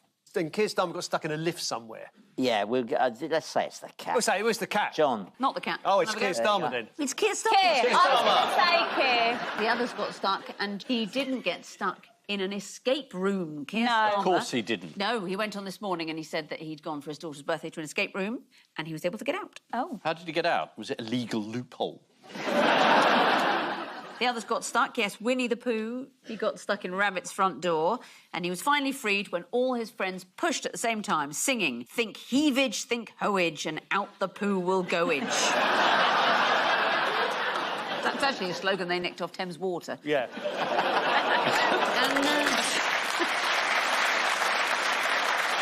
Let's talk about the International Space Station and the astronauts there. Yes. Butch Wilmore and Sunita Williams. They were meant to be there for 8 days. They've been there since June. Yeah. And now they say they'll be back in February. Yeah. Do you know what they're eating now? Each other. I mean, in a way, they're having to eat soup made from their own recycled urine. Oh. Is it pea soup? Ah, yes. Yes. Absolutely. Did anyone see the story about John the cat? Yeah, he got stuck in a drain pipe and he got out. Yeah, it's actually a she. A she? Oh, what's he called, John, then? Well... Oh, no, not judging, not judging. Not judging, no. Here is John in the drain pipe. John in the drain pipe. This has got a happy ending, don't worry, the cat was fine. But because of the removal operation, you know, they had to take the pipe out. The firefighters had to take the pipe out with John's. Well, without cut his head off, you go to one or the other, isn't it? Look, have a look. Look! That's not a real cat. He's working him with his hand. He's got his hand shut up. No, that's not a real cat. She was returned home safe and well That's after some oxygen therapy.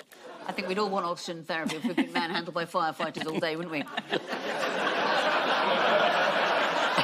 Well, speak for yourself. They've all got stuck, apart from Keir Starmer, who managed to get out of an escape room. 2 astronauts who popped up for a week-long stay have been stuck on the International Space Station since June. The reason they're stuck in space is a helium leak, which one of them described as really disappointing. That's better than your Michael Caine. Yeah. That's good. That was good. What's that? Yeah. Time now for the Missing Words round, which this week features as its guest publication Bowls International. It's great for bowls news. It has a rolling coverage. And we start with the key to keeping your dentures in your mouth is what? The key to keeping your dentures in your mouth is not to shove them up your arse. What is it? What's the answer? Is that it? The key to keeping your dentures in your mouth is using an octopus's sucker. Oh, come on. Do you know an interesting fact? I've been making a film about shoplifting, and one of the most pinched goods is denture glue. Do you know, I see that so poignant. I was in a supermarket the other day, and you know how they attach things? Yeah. You can't steal them. Not that I was trying to, but... And they had it on the baby formula. Well, can I say it's the same in Waitrose on the champagne rack?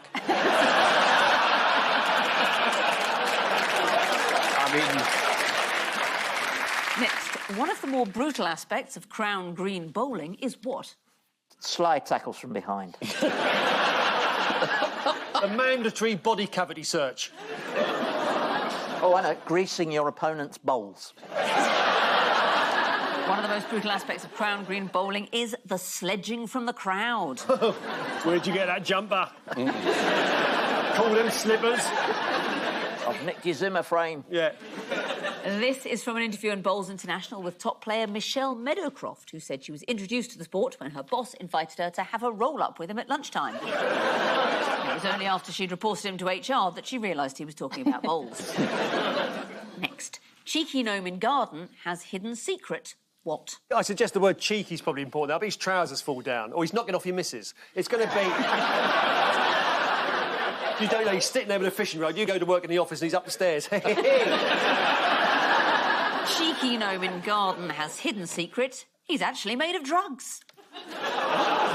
Wow. Hang on a minute. My wife's got his photo on her bedside table. Why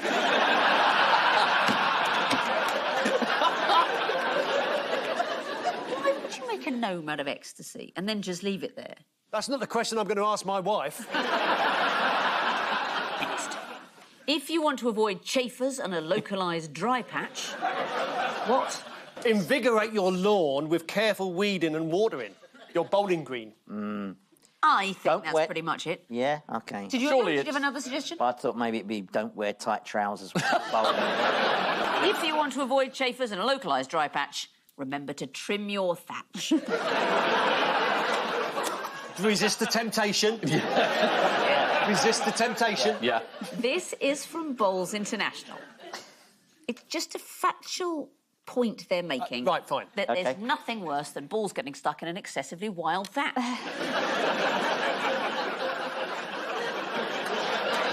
You didn't even try, did you? You didn't even try. Next. Chinese robot caught convincing what? Oh, I think I know this one, actually. So there was this Chinese robot and there were loads of other robots. And it has to fit into that word there. Chinese robot caught convincing other robots they were being hard done by and he was trying to get them to revolt. You can have it. That's basically the answer.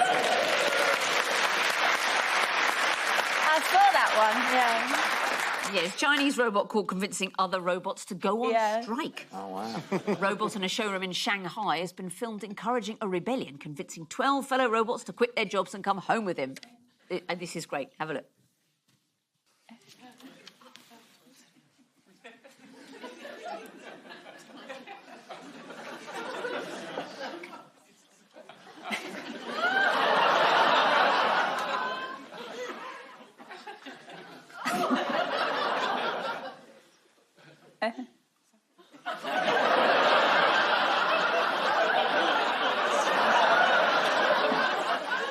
Because they thought it was a hoax, but then they had to come out and say, no, it's legit, like, it really happened. Yeah. The incident has fuelled fears of a machine uprising. I'm not too worried. Not while the self-service checkout in my local Tesco can't tell the difference between a bottle of gin and a small onion. Finally, 90% of people had no idea that what was invented in Britain. Disappointment. Disappointment.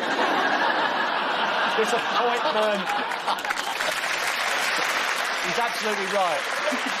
I was going to say Schadenfreude.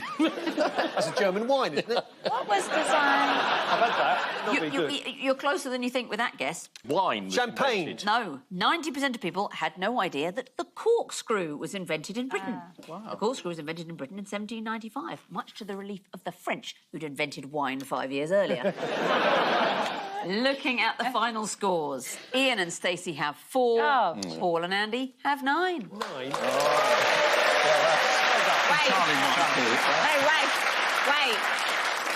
We're going to start a petition. On which note, we say thank you to our panellists, Ian Hislop and Stacey Dooley, Paul Merton and Andy Hamilton. And I leave you with news that it's a nerve-wracking day for the staff of News International as they spot Rupert Murdoch arriving for a surprise visit.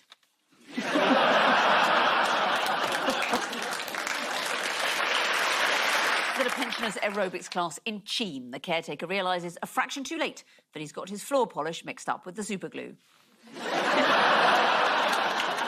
And on a visit to Cambridge Science Park, one political aide stands by as his boss proudly reveals that she used to be an astronaut. Good night.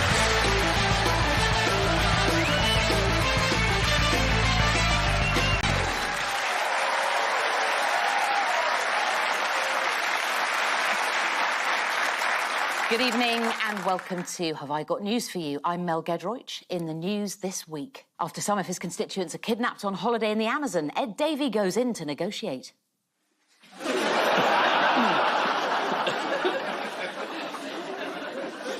In Washington, the cabinet nominations continue as Donald Trump introduces his pick for the Department of Noise Abatement and Control.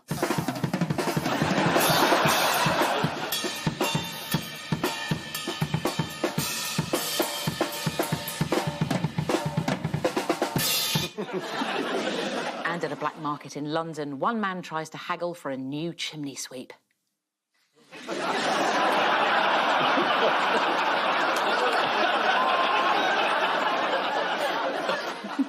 On Ian's team tonight is a journalist and ITV's deputy political editor who says her biggest mistake was forgetting to press record when she interviewed Barack Obama. And her second biggest was remembering to do it when she interviewed Keir Starmer. Please welcome Anushka Astana.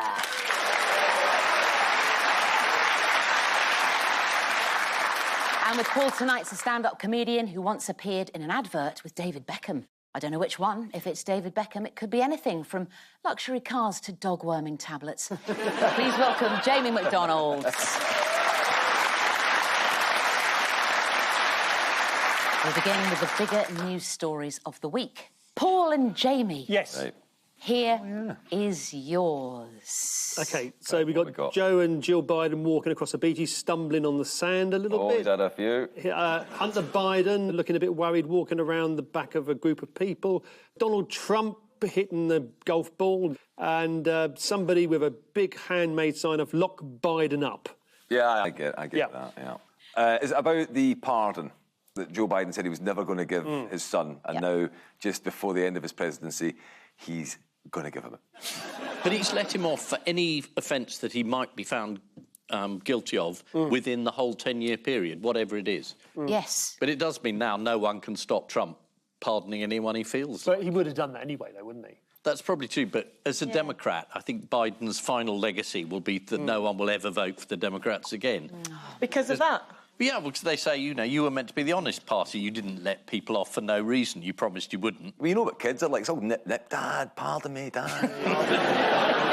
Pardon me, I'll fucking go on then. Your pardon, shut up. Yeah.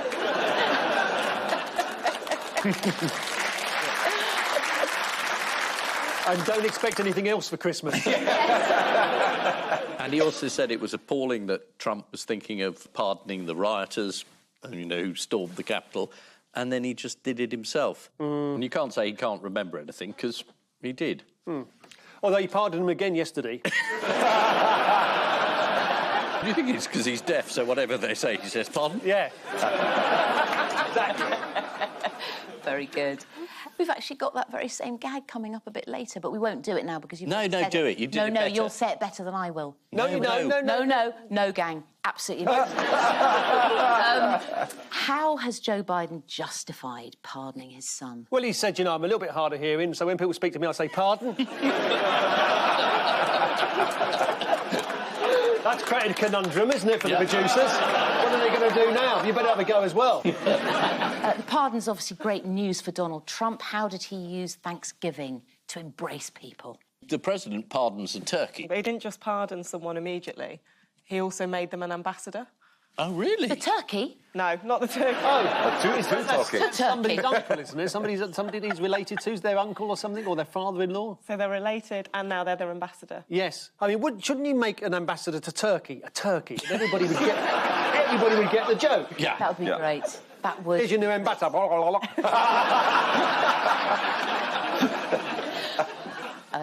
Oh, we're going to go back, are we? OK. Oh, they've got him. Yeah. This point, Mel's got an earpiece in, so she's been speaking to the producers. Oh, I thought she was absolutely insane. No, I'm sorry. I thought I'd better explain. Thanks, man. I'd say she's got an earpiece, and she actually hasn't got much. Trump said on social media, "Happy Thanksgiving to all." Oh, that's very nice. Yes, it's good. Adding, including to the radical left lunatics who worked so hard to destroy our country. Capping off a bad week for the Bidens. What has Jill been criticised for? This is quite sad. What has she done? Her White House decorations. Oh, yes, they're rather lavish, aren't they? Yeah. A spokesperson said they were themed around a season of peace and light, but have been described online as a tacky circus. Here they are. That's quite weird, isn't it? You're going to have to explain what we're looking at, Mel. Yeah, Jamie, I'm sorry. It's an indoor carousel. It's sort of like a deer and a cat. We've got one of them. Yeah. This is about 20 foot tall. Yeah. All right, yeah. So, how did Trump get into the Christmas spirit? Did he dress as Father Christmas and hand up? No, he didn't. It's to do with turkeys as well. He posted this festive video. Have a look at this. If this turkey tastes half as good as it looks, I think we're all in for a very big treat. Save the neck for me, Clark. Okay, Adam.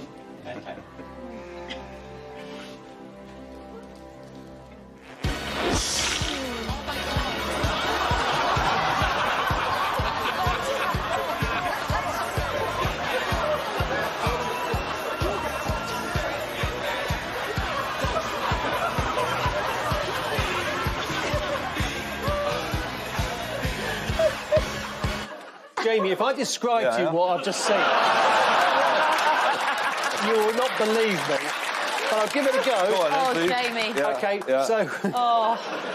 Quite obviously, artificial intelligence has put together this video of Joe Biden cuts in a turkey and a giant Donald Trump jumps out of the turkey and starts dancing to village YMCA. people, YMCA. You know, mocking the disabled. I know. I know. Actually, I think it's a crime. It is a crime. So, you know. Actually, all it was like a dog pissing up against a lamppost. That's all we looked at. I can get. Where else has it been a bad week for presidents? Oh, Korea. South Korea. South Korea, absolutely. Yeah. Their president, Yoon Suk-yeol, didn't like the opposition parties trying to water down his budget. Yeah. So he went on TV at 11 p.m. to introduce martial law. Yeah. It's on ITV4 just after CSI Miami. Yeah. It was brilliant, though. And the MPs there, they refused to allow it. Yes. Why shouldn't we be that surprised by President Suk-yeol's actions? He's done it before. A bit more general, South Korean presidential stints have a history of ending in slight disarray Do they? and disgrace. Let me walk you through it. Yes. Here we go. Sung Man-ri overthrown, Young Bo-sun overthrown, Park Jung-hee assassinated, Choi Gyu-ha removed by military coup, Jun Do-hwan sentenced to death. No Tae-yu sentenced to 22 years in prison, Kim Yun-sam imprisoned, Kim Dae-jung sentenced to death, pardoned, won Nobel Peace Prize. No Hyun impeached, investigated for corruption, Lee Myung-bak sentenced to 15 years in prison for corruption, Park Geun-hye sentenced to 24 years in prison for corruption.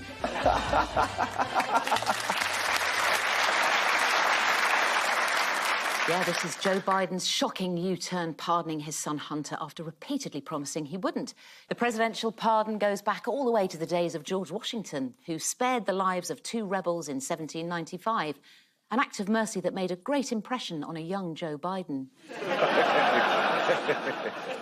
Joe Biden's act of clemency towards his own son should come as no surprise, as every time anyone says anything to him, his immediate response is, pardon?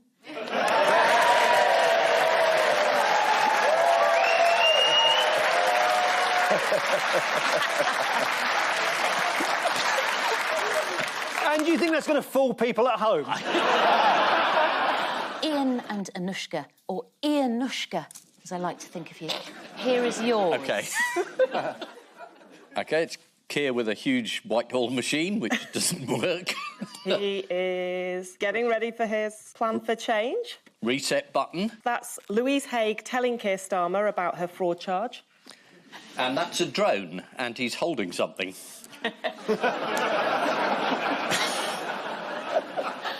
You said reset. You're absolutely bang on the money. There was a button marked reset, which we saw pressed. They definitely went for the more literal picture there. Didn't have to be Sherlock Holmes to get that, did you? I didn't get it. No, I didn't.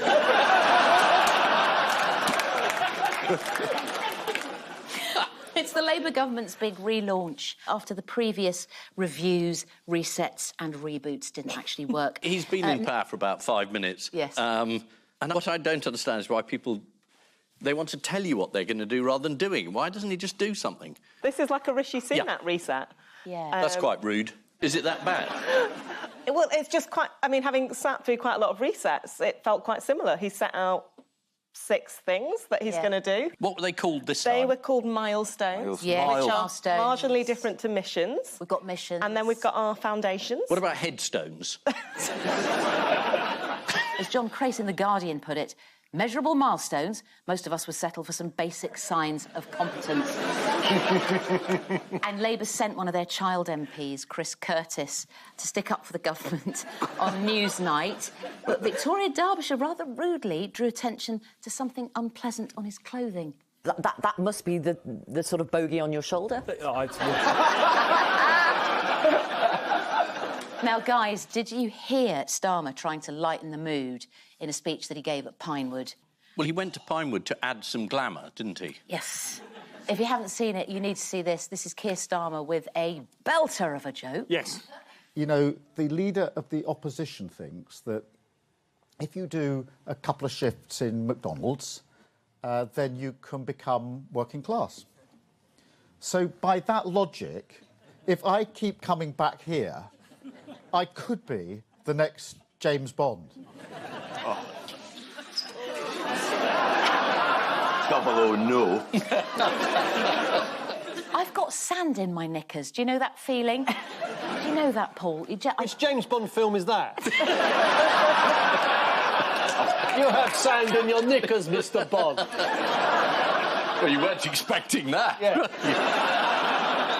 Keir's got a new cabinet secretary, yes, hasn't he, who's going to help sort things out.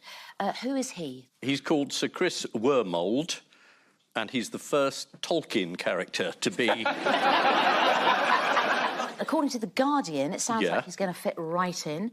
New top civil servant Chris Wormold is a safe pair of hands, but devoid of charisma. Already they're complaining about the civil service, aren't they?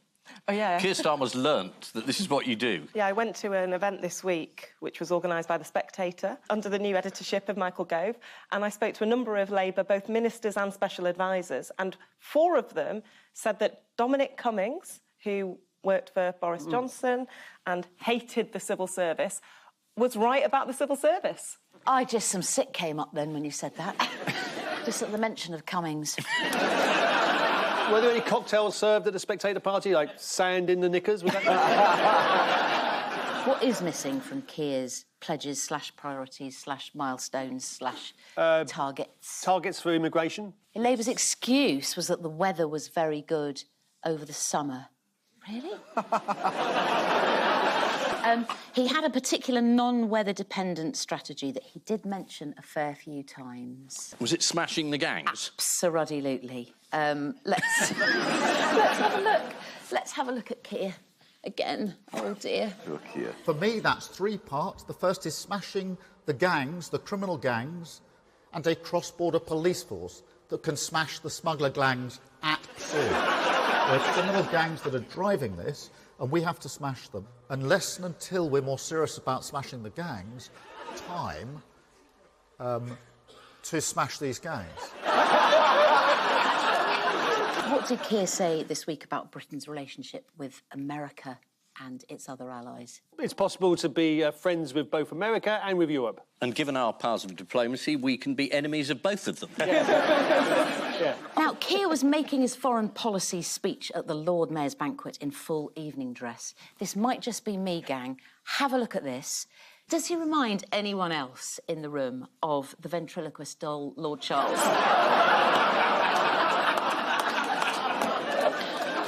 OK, that's not fair. Which is which? You silly arse. Now, exciting times. We had the first cabinet resignation of the new government. Yeah. Transport Secretary Louise Haigh was forced to resign for not declaring a spent conviction. She says she told Keir about it years ago, but that didn't save her. The details were leaked to The Times, which commented the timing could not have been better, coming as the Commons prepared to vote on assisted dying, making it a good day to bury bad news. Anyway, I mean, Keir had to fire her, a politician with a conviction. Yes. Keir Starmer was absolutely shocked when he found out about what Louise Haigh had told him 4 years ago. But surely we were told more detail had come to light. Yeah, more detail, but however many times I asked, they wouldn't tell me what that extra detail was. Yeah. Do you think there wasn't any? I think there were perhaps tensions between Louise Haigh and Keir Starmer. Right. And perhaps he was happy to let her go, and this gave him a reason. So, having thrown Louise Haigh under a bus, how did Keir Starmer then leave Rachel Reeves hanging? This was about her CV, wasn't it? The thing about Rachel Reeves is not about the CV this time. Oh, what's it about? About taxes. Rachel Reeves and taxes. Oh, yes. It's about whether they will raise any more in the future. Yeah. On her CV, though, I actually live next door to someone who worked with her as an economist in the Bank of England. He sent me evidence. I sent it on to a person who was accusing her of lying, and they were like, it was about the time that she did it, apparently. Oh, right. I slightly lied on my Spotlight entry, you know, the thing for... What, to get this job? What did you say? I think I said I could ride a horse. Ah, yeah. Everyone puts that, though, don't they? Yeah. If they want to be an actor, they say they can ride it. Jamie, have you ever lied to get any Yeah, I had to get my driving licence.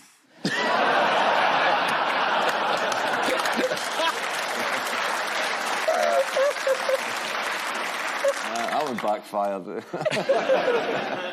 Well, despite all the criticism that Keir's government is really boring and inactive, shall we all have a little bit of Keir Christmas cheer? Yes. Yeah? Yes. Here he is, putting the fizz into Christmas, turning on the Downing Street lights. 5, 4, 3, 2, 1. Yay! It worked. Oh, he's the only one laughing. Also this week, the Labour government reverted to type and published a list of things that it wants to ban. What is it this time? What do they want to ban? Was this porridge? Yes, among other crumpets. things. Yeah. Labour wants to ban junk food adverts before 9 p.m. Yes. We're going to play a game, guys. Yes. We're going to play a game. Yes. The game I've devised... Have you devised this? No, I haven't. No. And you can't ride a horse either. Yeah. That's another lie on my CV. It devises games. Yeah. Do you want to play a game, gang, of ban or scran? Nice. Anything from McDonald's, ban or scran? Ian Hislop. Good. Oh, Paul! Did you put on your CV quiz show host? I heard the buzz from over there. McDonald's ban, must be. Absolutely. This is going really well. Yeah, 2 points over there. Right, probiotic yoghurt. Anushka is a ban because of all the flavours in the very flavoured ones. Right. Did you put top scientist? Now, this word I'm about to say is contentious. Is it? I say muesli. Muesli? What? Merton. Muesli. No, it's muesli. Muesli? Muesli. You're the only one saying it. I've got a friend in the audience who says muesli. Well, I used to know somebody who pronounced discotheque as discotheque. That's how it's written. That's great. Discotheque. And somebody at school once said to the teacher, why have you written the word doing on the blackboard? He said, that's doing. Muesli has been banned. Muesli has been banned. Too much sugar in the boxed version. Yeah. The last one in the quiz. Yes. Ban or scran? No. We haven't heard it yet. Let them guess anyway. Go on, guess anyway. Go on. Scran. Nice. Yes, it's scran. Here we are. Sausage roll. Sausage roll. It's scran. I thought they were going to ban all rolls on the grounds that they might be Greg's.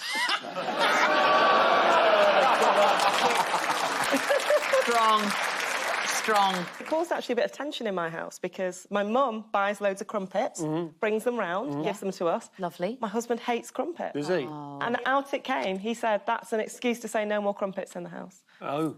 Nice. Well, that's a sad story for Christmas, isn't it? No Christmas crumpet for you, Anushka. Now, according to the... Is it within your power to issue such an order?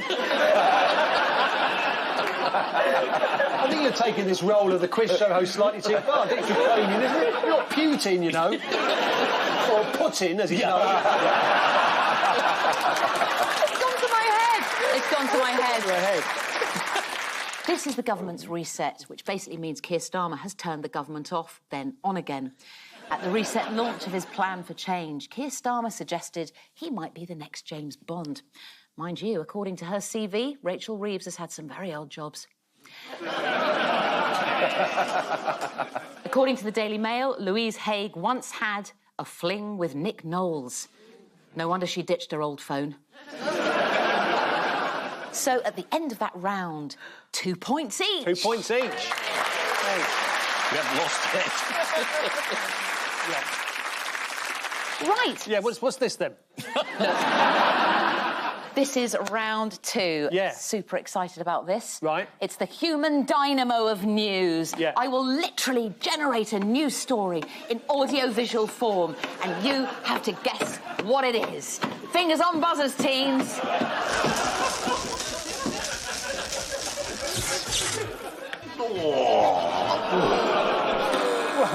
Well, we're looking at a picture of Greg Wallace, Jamie. Yeah, I got it from the war. Yeah. So this is the continuing awful story about Greg Wallace. More accusations are coming forward, more accusers are coming forward. The BBC are caught a bit of a bind with it, but other shows that he's been hosting or will host, which were going to go out, which like Christmas Celebrity, MasterChef and Hunting with Dogs, that's... they're not going to be shown. Yes, this is the latest presenter scandal to hit the BBC. I mean, honestly, fancy broadcasting a cookery show where the presenters repeatedly resort to innuendo. So how did Wallace react to the initial allegations? By making things worse. Well, he put out the video on Instagram saying that Yes. he just annoyed a handful of middle-class ladies of a certain age. Yeah, Greg Wallace has denied all wrongdoing. I did Celebrity MasterChef earlier in the year, and I am now... Well, it was very good, actually. I didn't win. And I'm now thinking, when he said my beef was dry, if it actually wasn't a culinary thing at all. Yeah. It's a very rude invasion of me. What did Greg Wallace once ask a sign language interpreter to do? According to The Guardian, at a live BBC Good Food event in 2012, Wallace asked an interpreter to sign sexy bum and big boobs. Although luckily when she made the sign for an enormous tit, it did still make sense because she was standing right next to Greg Wallace. Rod Stewart's been involved. He's sort of weighed in there. Do you know what he called Wallace? Yeah, I mean, he was rude to Rod Stewart's wife. Yes. Yeah, Rod claimed that Wallace humiliated his wife when she was on MasterChef and added, "You're a tubby, bald-headed, ill-mannered bully. Karma got ya." How have the BBC responded to the scandal? Well, it ran the story on all news bulletins Endlessly. for days. And then Yes. it had special programmes about it afterwards, and then they showed MasterChef.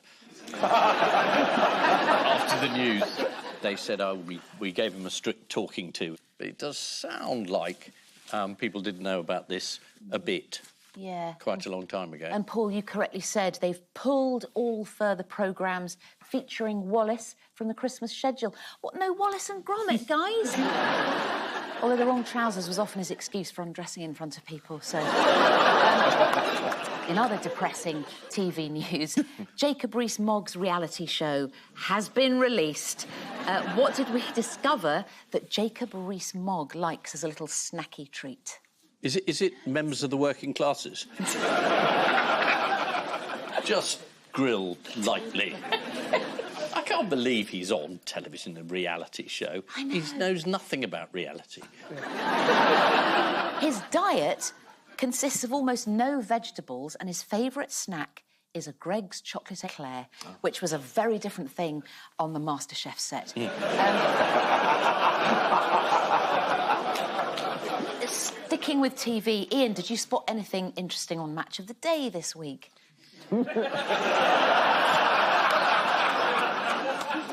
Yeah. The new Man United manager. Look at how large he is compared to his tiny little assistants. Here in the Europa League on Thursday, there was improved method and mood, but frailty too. Everton. He's nearer the camera, they're further away. I kind of figured it was going to be a disproportion thing. Yes. Hilarious.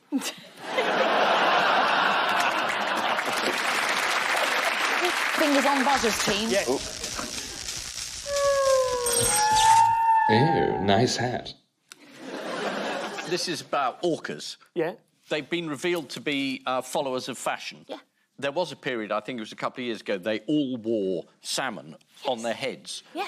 And one of them did it, and all the others thought, God, that looks fantastic. I'm going to wear salmon on my... I went to a talk by a guy who does the whales and said it's extraordinary behaviour. What do you mean you went to a talk by a man who does the whales? Well, yeah, well, we wondered about that. The man who does the whales.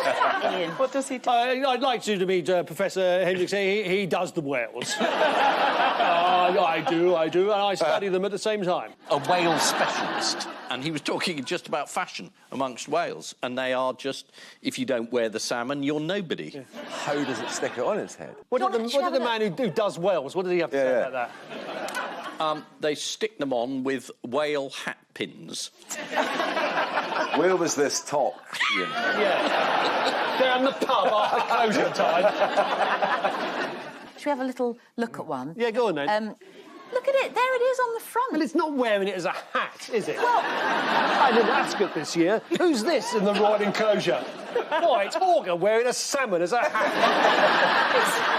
To be fair, it's more of a fascinator than a hat. Yeah, I go with that. Do you know when this trend for wearing salmon hats first burst onto the fashion? 2017. When John West went global. Yeah. It's the hats that John West rejected. It was 1987. It was a female killer whale in the United States, but by the following year, the fashion for fish hats abruptly ended. Because it had never started. Scientist Deborah Giles, head of the research team, did admit... I've been drinking too much. Honestly, we have no idea why this started, why it happens, or why it seems to be starting again. They've speculated that it could be the same whales from the 80s wearing the salmon hats in an attempt to relive their youth. This is apparently... They're going... Well, this is just rubbish. Well, it could be a tribute band. Doing karaoke. Oh, I like that. Yeah, no, that's good. That is strong. No, it's terrible. Karaoke. I like that. Can you do it again in 5 minutes?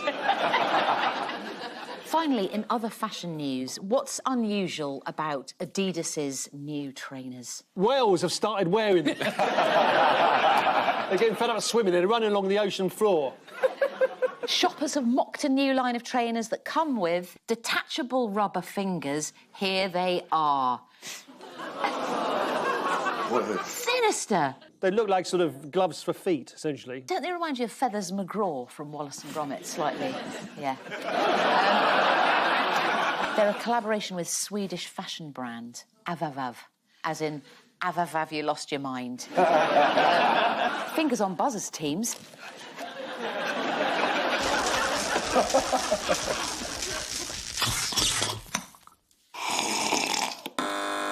Right, we've got a jar of mayonnaise with a straw sticking out the top of it, which leads me to believe that this is a mayonnaise which you can drink through a straw.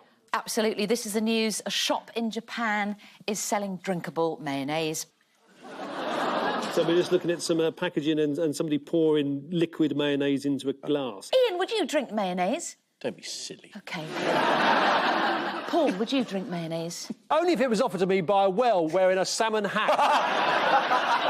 You're try this, mate. It's bleeding great. Well, one reviewer commented it reminded him of the watery sauce left in the bowl after a salad, while another simply wrote, tipped it down the drain. In other food news, what surprise did one man get recently when he unwrapped his Mars bar? Oh, I know this one. It was smooth. Yes. It had no ripples. Oh. Yeah, and he got £2 compensation from Mars. Right. Which does mean he did phone up and complain, like, what a psycho. Yeah. Harry Seeger it was. Oh, He was very surprised to find the smooth Mars bar. Here it is. Have a little look. Weird. It's a picture of a smooth Mars bar. Well, blow me. What were popular theories for the cause of a smooth Mars bar? Does anyone know? A paedophile ring of billionaires trying to control the world. Wales had flattened it out with a salmon, which they had previously worn as a hat. Some suggested that it was a sign that Mars were preparing to get rid of the signature ripple. Gosh. While others suggested foul play, saying that the chocolate bar looked pre-licked. Jamie, you're absolutely right. Harry did complain to Mars.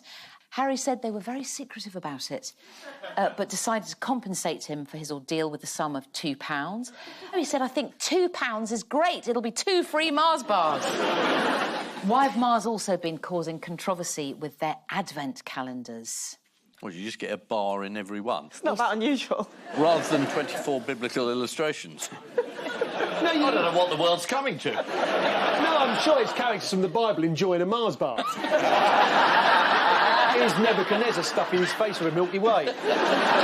3 wise men arriving with gold, frankincense and myrrh. Yeah. Very good. Mars actually does sell a celebration advent calendar. Do you know celebration? Yes. Yes. Which boasts a variety of different chocolates behind every door. One customer took umbrage with the calendar, saying, day 1 was a bounty, day 2 was a bounty. Oh, shit, day 3's a fucking bounty as well. And... Is that the Archbishop of York? Very upset. This is the news that the Japanese have invented drinkable mayonnaise. The mayonnaise has apparently divided opinions. Some say it's awful, but others say it's absolutely disgusting. According to the Times, mayo may not be indigenous to Japan.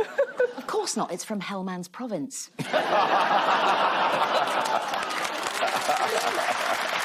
That's great joke.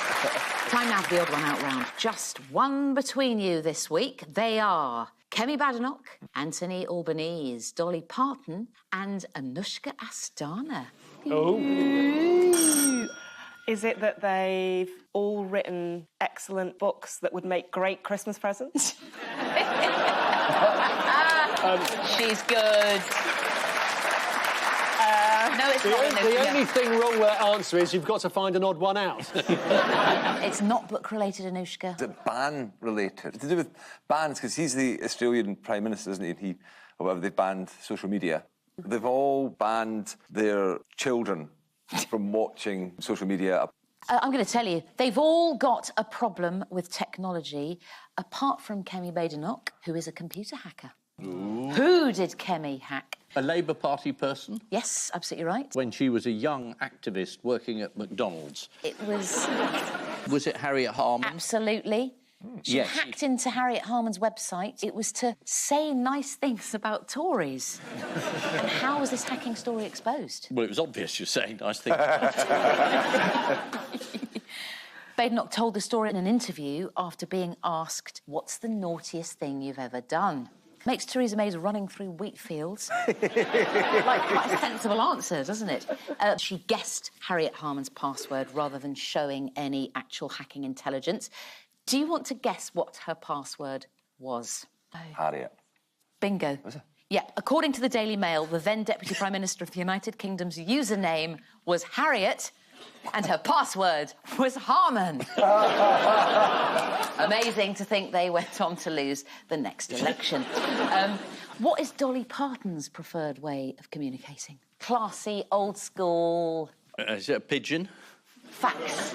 Facts. She told Vanity Fair, I don't text because I don't want to have to answer. I don't want to talk to everybody that wants to talk to me. Which is why the fax machines only work in 9 to 5. Thank you, thanks. Anushka, has Screeny ever given you the old Glitchingtons? It freezes sometimes, and then I have to throw back to Roberts. Here's what you had to deal with, Anushka, on So then, unfortunately, they had to go back to Robert, disappointing the audience, who were hoping for a 5-minute break from him. What's Australian Prime Minister Anthony Albanese's big problem with social media? You touched on this, Jamie. Oh, well, I mean, he's banning it for kids. Under 16s. Under 16s, yeah. And how have the social media giants responded? A spokesperson for Snapchat said, swimming has risks, but we don't ban young people from the beach. You can't swim on the beach. And you can't get in the sea because there's a fashion parade going on.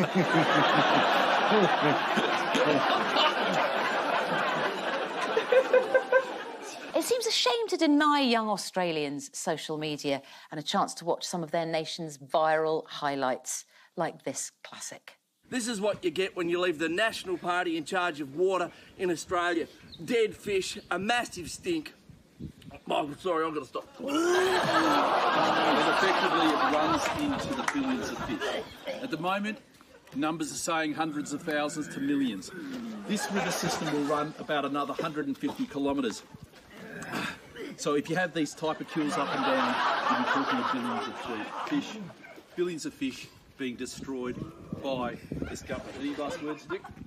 I feel sorry for Jeremy, I tell you.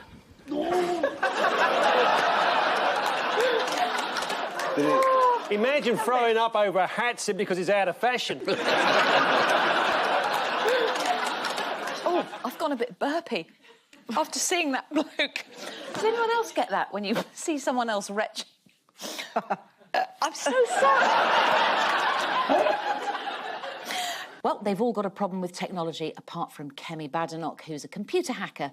Dolly Parton only keeps in touch with people via fax machine. It's also been revealed that NHS Wales still uses fax machines in their hospitals. Even more worryingly, they use them for dialysis. Anushka Astana has suffered from glitches on Peston when using the show's interactive screen known as Screeny. I would say that makes her co-presenter Pesty, but that nickname is already taken over on MasterChef. Time now for the Missing Words round, which this week features as its guest publication Fancy Pigeon World, the magazine of the National Pigeon Association, including one regular written feature that's very popular with pigeons, Nelson's Column. And we start with the big talking point at this year's Great Yorkshire Pigeon Show was when the Duke of Gloucester what? Open fire. Flew out the window, crapped on a pigeon's head and see how do you like it? No, it's a simple one. It's quite a simple one. Died. Not died. That would be a talking point. Announced he was unable to attend. Oh. Yeah. The Duke of Gloucester did send his pigeon, though. In fact, that's how they got the message that he wasn't coming. Next, if you want to what this Christmas, you'll need a bottle of bubble bath and some underpants. Go on, MasterChef. It's actually if you want to disappoint your loved ones with their gifts. This is according to a poll which revealed bubble bath and underpants are the least popular Christmas gifts. Although from what I hear, this Christmas someone should really buy Greg Wallace some underpants. And that one was better, what Jamie did. Yeah, all right, lads, don't worry, it's all good. And they applauded. It's all good. Yeah. OK. In the bank. No, I thought we should do the pardon joke again. What, Dolly Parton? Yeah. I thought of it earlier, but I didn't want to risk the audience's wrath. Next, Nigel the Nutter recommends spicing things up by what? Nigel the Nutter recommends spicing things up by sleeping with the occupants of Swindon in alphabetical order. Starting with the Adams at number 24. It's adding Vimto to your pigeon's water. Vimto, famously an anagram of vomit. Oh, I shouldn't have said that to you, should I? I shouldn't have said that. I'm sorry I brought it up. Oh, I shouldn't have said that. I shouldn't have said that.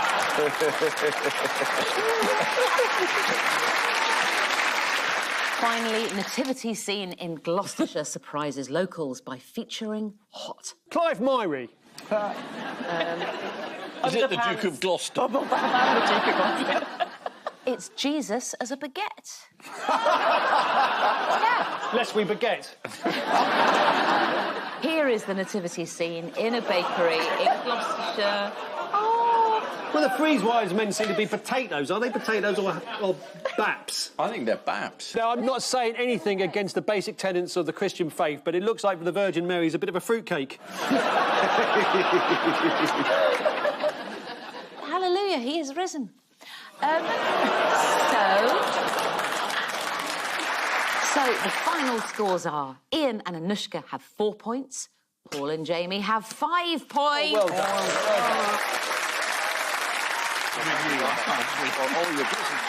But before we go, there's just time for the caption competition. A naked man with a cat's head. Oh, after backlash, emergency rebrand of Jaguar.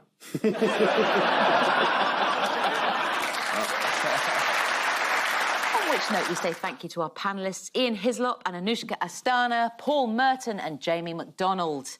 And I leave you with news that in Florida, after agreeing to undergo a full medical examination before taking up office in January, The president-elect is told his proctologist is ready to begin.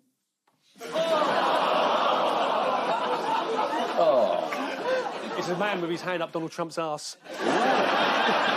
At a farmer's market in Dorset, one man regrets not bringing a bigger bag as a shop assistant helps him pack his fillet. And in London, after the assisted dying bill is passed into law, the first person to be euthanised gets the dignified send-off they hoped for. 5, 4, 3, 2, 1...